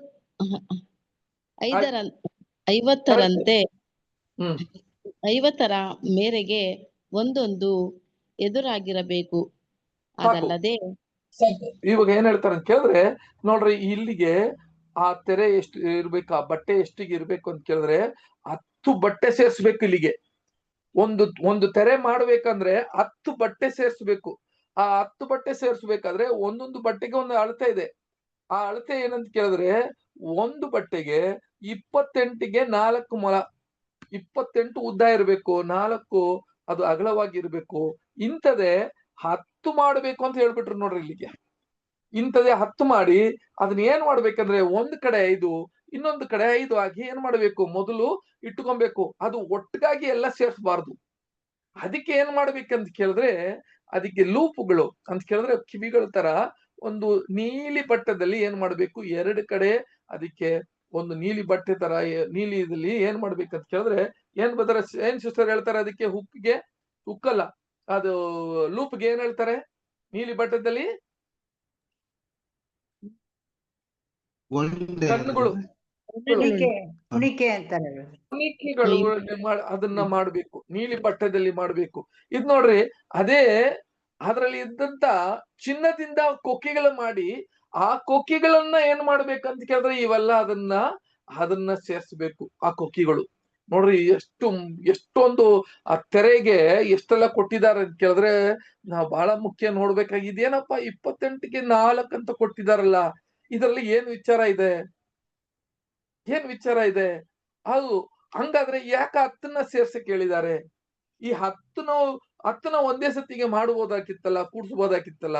ಆದ್ರೆ 5 ಮಾಡು ಅಂತ ಹೇಳಿದ್ರು. ಅದಕ್ಕೆ ಕೊನೆಗಳು ಕೂಡ ಏನಾಗ್ಬೇಕು, ಅದು ಬಿಳಿ ಬಟ್ಟೆಯಲ್ಲಿ ಬಿಳಿಯಾಗಿ ಇರಬೇಕು ಅಂತ ಹೇಳ್ಬಿಟ್ರು. ಅದು ಯಾವ್ದ್ರಲ್ಲಿ ಸೇರ್ಸ್ಬೇಕಂತ ಕೇಳಿದ್ರೆ ಆ ಚಿನ್ನದಂತ ಇರುವ ಕೊಕ್ಕಿಗಳನ್ನ ಅದನ್ನ ಸೇರ್ಸ್ಬೇಕು ಅಂತ ಹೇಳಿದ್ರು. ಇದು ಏನಿದು, ಇದ್ರೊಳಗೆ ಏನಿದೆ, ಇದರಲ್ಲಿ ಸತ್ಯ ಏನಿದೆ ಅಂತ ಮುಖ್ಯ, ಅದನ್ನ ನೋಡ್ಬೇಕು. ಆಮೇಲೆ ನೆಕ್ಸ್ಟ್ ಎಲ್ಲಿಗೆ ಹೋಗ್ಬೇಡ ನೋಡ್ರಿ, ಹಂಗೆ ಏನಾಗುತ್ತೆ ಅಂತ ಕೇಳಿದ್ರೆ 2 ಸೇರ್ಸ್ಬೇಕು ಅಂತ ಅದನ್ನ ಹೇಳ್ಬಿಟ್ರು ಸಹೋದರ ಸಹೋದರಿಯರೇ. ನೆಕ್ಸ್ಟ್ ನಾವು ನೋಡ್ಬೇಕಾದ್ರೆ ಅದನ್ನ ನೆಕ್ಸ್ಟ್ ಓದೋಣ ಸಿಸ್ಟರ್. ಯಾವುದು? ಓಕೆ, 26ನೇ ಅಧ್ಯಾಯ 7ನೇ ವಾಕ್ಯ ಓದ್ರಿ. 26. ಈ ಗುಡಾರದ ಮೇಲೆ ವಧಿಸುವುದಕ್ಕಾಗಿ ಆಡು ಕೂದಲಿನ 11 ತಾನು ಬಟ್ಟೆಗಳನ್ನು ಮಾಡಿಸಬೇಕು. ಒಂದೊಂದು ಬಟ್ಟೆಯು ನಾನು ಹೇಳ್ಬಿಡ್ತೀನಿ, ಯಾಕಂದ್ರೆ ಬರುವಾರ ಇದೆಲ್ಲ ಓದೋಣ ನಾವು. ಸಹೋದರ ಸಹೋದರಿಯರೇ ಏನ್ ಹೇಳ್ತಾರೆ ಅಂತ ಕೇಳಿದ್ರೆ, ಇಲ್ಲಿ ನೋಡ್ರಿ, ಇಲ್ಲಿಗೆ ಏನ್ ಮಾಡ್ಬೇಕಂತ ಕೇಳಿದ್ರೆ, ಒಂದು ಕುರಿಯ ಕೂದಲು 7ನೇ ವಾಕ್ಯ ಮಾತ್ರ ನೋಡ್ಬೇಕಾದ್ರೆ, ಒಂದು ಏನ್ರಿ ಗೂಡಾರ ಮೇಲೆ ಹೊಂದಿರುವಾಗ ಹಾಡಿನ ಕೂದಲಲ್ಲಿ ಏನ್ ಮಾಡ್ಬೇಕಂತ ಕೇಳಿದ್ರೆ, ಇದು ಒಂದು ಬಟ್ಟೆಯನ್ನ ಮಾಡ್ಬೇಕು, ಇದು ಒಂದು ತೆರೆಯನ್ನ ಮಾಡ್ಬೇಕು. ಇದು ಯಾವ ತರ ಮಾಡ್ಬೇಕಂತ ಕೇಳಿದ್ರೆ, ಒಂದ್ ಕಡೆ 5, ಇದು 10 ಅಲ್ಲ, ಈ 10 ಬಟ್ಟೆನ ಸೇರ್ಸೋದಲ್ಲ, ಇದು 11 ಬಟ್ಟೆ ಸೇರ್ಸ್ಬೇಕು. ಅವಾಗ ಒಂದ್ ಕಡೆ 5 ಸೇರ್ಸ್ಬೇಕು, ಇನ್ನೊಂದು ಕಡೆ 6 ಸೇರ್ಸ್ಬೇಕು. ಇವಾಗ ನೋಡ್ರಿ, ಇದಕ್ಕೆ ಮತ್ತೆ ನೀಲಿ ಬಟ್ಟೆಯಲ್ಲಿ ಆ ಕಣಿಗಳು ಹಾಕ್ಬೇಕು. ಆದ್ರೆ ಕೊಕ್ಕಿಗಳು ಏನಾಗಿರ್ಬೇಕಂತ ಕೇಳಿದ್ರೆ, ಇದರಲ್ಲಿ ತಾಮ್ರದಲ್ಲಿ ಇರ್ಬೇಕು. ಇದು ಚಿನ್ನದಲ್ಲಿ ಇರಬಾರದು, ಇದು ತಾಮ್ರದಲ್ಲಿ ಇರಬೇಕು. ನೋಡ್ರಿ, ಅದು ಕೂಡ ಹಂಗೆ ಓದೋಣ ಸಿಸ್ಟರ್, ಕಂಟಿನ್ಯೂ ಮಾಡ್ರಿ.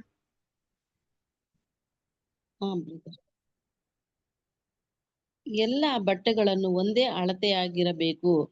5 ಬಟ್ಟೆಗಳನ್ನು ಒಂದಾಗಿ ಜೋಡಿಸಬೇಕು. 6 ಬಟ್ಟೆಗಳನ್ನು ಒಂದಾಗಿ ಜೋಡಿಸಿ 6ನೆಯ ಬಟ್ಟೆಯನ್ನು ಡೇರೆಯ ಮುಂಭಾಗದಲ್ಲಿ ಮಾಡಿಸಿ ತೂಗಾಡುವಂತೆ ಬಿಡಬೇಕು. ಕಂಟಿನ್ಯೂ ಮಾಡಿ. ಒಂದೊಂದರ ಕೊನೆಯು ಬಟ್ಟೆಯು ಅಂಚಿನಲ್ಲಿ 50ರಂತೆ ಕುಣಿಕೆಗಳನ್ನು ಮಾಡಿಸಬೇಕು. ತಾಮ್ರದ 50 ಕೊಂಡಿಗಳನ್ನು ಮಾಡಿಸಿ ಒಂದೇ ಡೇರೆ ಆಗುವಂತೆ ಆ ಕೊಂಡಿಗಳನ್ನು ಕುಣಿಕೆಗಳಲ್ಲಿ ಸಿಕ್ಕಿಸಿ ಸಮಸ್ತವನ್ನು ಕೂಡಿಸಬೇಕು. ಸಾಕು. ಇಲ್ಲಿ ನೋಡ್ಬೇಕಾದ್ರೆ, ಇಲ್ಲಿ ನೋಡಿ, ಮತ್ತೆ ಇಲ್ಲಿ ಒಂದು ತೆರೆ ತೋರಿಸಿದೀನಿ. ಈ ತೆರೆದಲ್ಲಿ ಒಂದ್ ಕಡೆ ನೋಡ್ಬೇಕಾದ್ರೆ, ಇದು ಎಷ್ಟು ಅಗಲ ಇರ್ಬೇಕು ಅಂತ ಕೇಳಿದ್ರೆ, ಇದು ಉದ್ದ ಎಷ್ಟಿರ್ಬೇಕು, ಅಗಲ ಎಷ್ಟಿರ್ಬೇಕು ಅಂತ ಕೇಳಿದ್ರೆ, ಸಹೋದರ ಸಹೋದರಿಯರೇ, ಇದು 4ಗೆ 30 ಇರ್ಬೇಕು, ಅದು 28 ಇರ್ಬೇಕು. 4 ಅದನ್ನ ಅಗಲ ಇರ್ಬೇಕು, ಉದ್ದ ಅದು 28 ಇರ್ಬೇಕು. ಇದು 4 ಅಗಲ ಇರ್ಬೇಕು, 30 ಇದು ಉದ್ದ ಇರ್ಬೇಕು. ಆದ್ರೆ ಇದು 11 ಪೀಸ್ ಏನ್ ಮಾಡ್ಬೇಕು, ಇದನ್ನ ಮಾಡ್ಬೇಕು. ಇದು ಜೋಡಿಸಿ ಮತ್ತೆ ಏನ್ ಮಾಡ್ಬೇಕಂದ್ರೆ, ಒಂದ್ ಕಡೆ 6, ಇನ್ನೊಂದ್ ಕಡೆ 5, 6 ಕಡೆ ಇರೋದನ್ನ ಅದನ್ನ ಮಚ್ಚಬೇಕು. ಮುಂದ್ಗಡೆ ಇರೋದನ್ನ ಆ ಒಂದು ಕೊಕ್ಕಿಗಳು ಅಂತ ಕೇಳಿದ್ರೆ, ಮತ್ತೆ ಆ ಬಿಳಿ ಕಣಿಕೆಗಳಿಂದ ಇದು ತಾಮ್ರದಿಂದ ಕೊಕ್ಕಿಯನ್ನ ಹಾಕಿ ಅದನ್ನ ಕೂಡಿಸ್ಬೇಕು. ಆಮೇಲೆ ಇದ್ ಮೇಲೆ ಹಾಕ್ಬೇಕು. ಆಮೇಲೆ ಕೂಡ ನೆಕ್ಸ್ಟ್ ವಾಕ್ಯ ಯಾವ್ದಂತ ಕೇಳಿದ್ರೆ, ಇದೆಲ್ಲ ಒಂದೊಂದಾಗಿ ಹೇಳ್ತಾ ಇದ್ದೀನಿ, ಆಮೇಲೆ ನಿಮಗೆ ಇದು ಏನಂತ ನನಗೆ ಎಲ್ಲ ಡೀಟೇಲ್ ನಾವು ಮಾತಾಡೋಣ ರೀ. ನೆಕ್ಸ್ಟ್ ಯಾವ್ದಪ್ಪ ಹಾಕಿದ್ರು ನೋಡ್ರಿ, ಇದನ್ನ ಕೂಡ ಮುಖ್ಯವಾಗಿ 4:30 ಅಂದ್ರೆ ಏನು, ಇವೆಲ್ಲ ನಾವು ನೆಕ್ಸ್ಟ್ ನೋಡೋಣ ಎಲ್ಲ ವಿಷಯಗಳು. ಆಮೇಲೆ ಸಹೋದರ ಸಹೋದರಿಯರೇ ನೋಡಿ, ಅದರಲ್ಲಿ ವಿಮೋಚನಾ ಕಾಂಡದಲ್ಲಿ 26ನೇ ಅಧ್ಯಾಯ 14ನೇ ವಾಕ್ಯ ಓದ್ರಿ. 14th verse.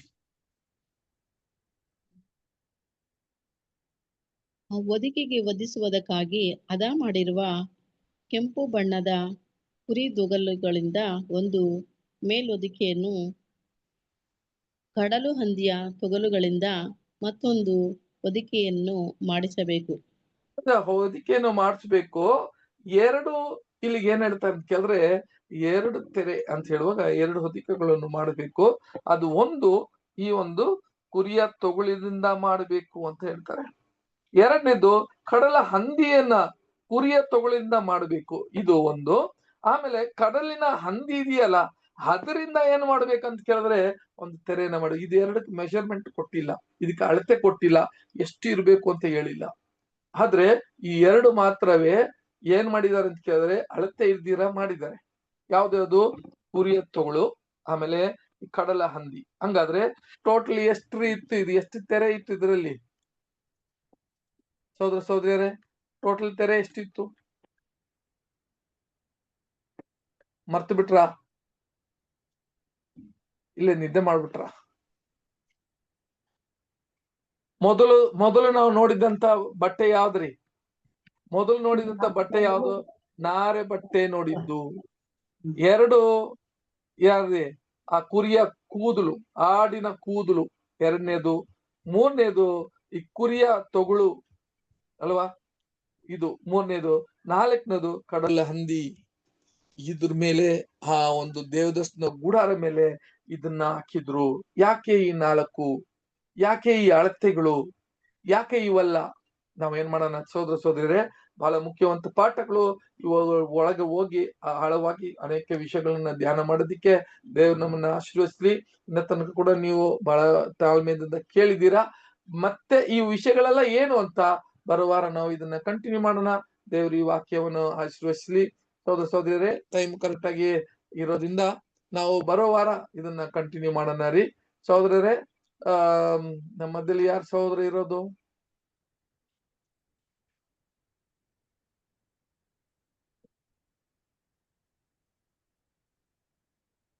ಬ್ರದರ್ಸ್ ಬೇರೆ ಯಾರು ಇದ್ದಾರೆ? ಬ್ರದರ್ಸು ದೀಪಕ್ ಬ್ರದರ್ ಇದ್ದಾರಾ? ದೀಪಕ ಬ್ರದರ್? ದೀಪ ಅದು ಓಕೆ. ನಾನೇ ಪ್ರಾರ್ಥನೆ ಮಾಡ್ತೀನಿ ಈ ಒಂದು ಪಾಠಕ್ಕಾಗಿ. ನಾವು ಪ್ರಾರ್ಥನೆ ಮಾಡೋಣ. ನಮ್ಮ ಸ್ವರ್ಗೀಯ ತಂದೆಯೇ, ಪರಿಶುದ್ಧರು ಪರಿಶುದ್ಧರು ಪರಿಶುದ್ಧರು ಅಂತ ದಿನನಿತ್ಯ ದೇವದೂತರು ನಿಮ್ಮನ್ನ ಹೊಗಳಿಕೊಂಡು, ದೇವರೇ ಯೆಹೋವನ ನಾಮ ಹೊಂದಿರುವ ಒಂದೇ ದೇವರಾದ ಕರ್ತನೆ, ನಿಮಗೆ ಸ್ತೋತ್ರ ಸ್ತುತಿಯನ್ನು ಸಲ್ಲಿಸ್ತಾ ಇದ್ದೀನಿ. ನಿಮ್ಮ ಕುಮಾರನನ್ನು ನಮಗೆ ಕೊಟ್ಟು ನಮ್ಮನ್ನ ಈ ಲೋಕದಿಂದ ಬೇರೆ ಮಾಡಿ ದೇವರ ವಾಕ್ಯದಿಂದ ಹುಟ್ಟಿಸಿ ಹಲವಾದ ಸತ್ಯಗಳನ್ನು, ನಿಮ್ಮ ಯೋಜನೆಗಳನ್ನು ನಮಗೆ ತಿಳಿಸಿ ಅಂಧಕಾರದಿಂದ ನಮಗೆ ಬಹಳ ಒಂದು ಅಕ್ಷರಕರವಾದ ಬೆಳಕಿಗೆ ತಂದು ನಿಮ್ಮ ಸತ್ಯವನ್ನು ಕೊಟ್ಟಿದ್ದೀರಾ.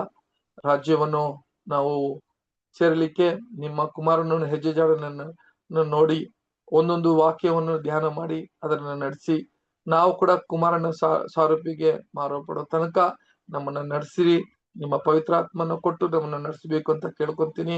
ಇವತ್ತು ಕೂಡ ಎಲ್ಲಾ ಸಹೋದರ ಸಹೋದರಿಯರು ಬಂದಿರೋ ಸಹೋದರ ಸಹೋದರನ ಆಶೀರ್ವದಿಸ್ರಿ. ಎಲ್ಲಾ ಆರೋಗ್ಯ ಕೊರತೆ ಇರುವ ಸಹೋದರ ಸಹೋದರಿಯರು ಕೂಡ ನಾವು ಪ್ರಾರ್ಥನೆ ಮಾಡ್ಕೊಂತೀನಿ. ಈ ಪಾಠಕ್ಕೆ ನೀವು ಒಂದು ಆದಿಯಿಂದ ಇವತ್ತ ತನಕ ಕೂಡ ನಮ್ಮನ್ನ ನಡೆಸ್ತಾ ಇದ್ದೀರಾ. ಅದೇ ತರ ನಡೆಸಬೇಕು ಅಂತ ನಿಮ್ಮ ಕುಮಾರನು ನಮ್ಮ ರಕ್ಷಣಾಗ ಕ್ರಿಸ್ತ ಯೇಸುವಿನ ಮೂಲಕ ನಾನು ಬೇಡ್ಕೊಂತೀನಿ ತಂದೆಯೇ, amen. Thank you brother. Thank you, brother. Thank you brother. Namaste, all brothers and sisters. Good night. ಎಲ್ಲ ಸಹೋದರರಿಗೂ ನಮಸ್ತೆ. ನಮಸ್ತೆ. ಎಲ್ಲರಿಗೂ ನಮಸ್ತೆ. Good night. Good night. Super sister ನಮಸ್ತೆ. ಎಲ್ಲ brother sister ನಮಸ್ತೆ. ಎಲ್ಲರಿಗೂ ನಮಸ್ತೆ. Good night all brothers and sisters.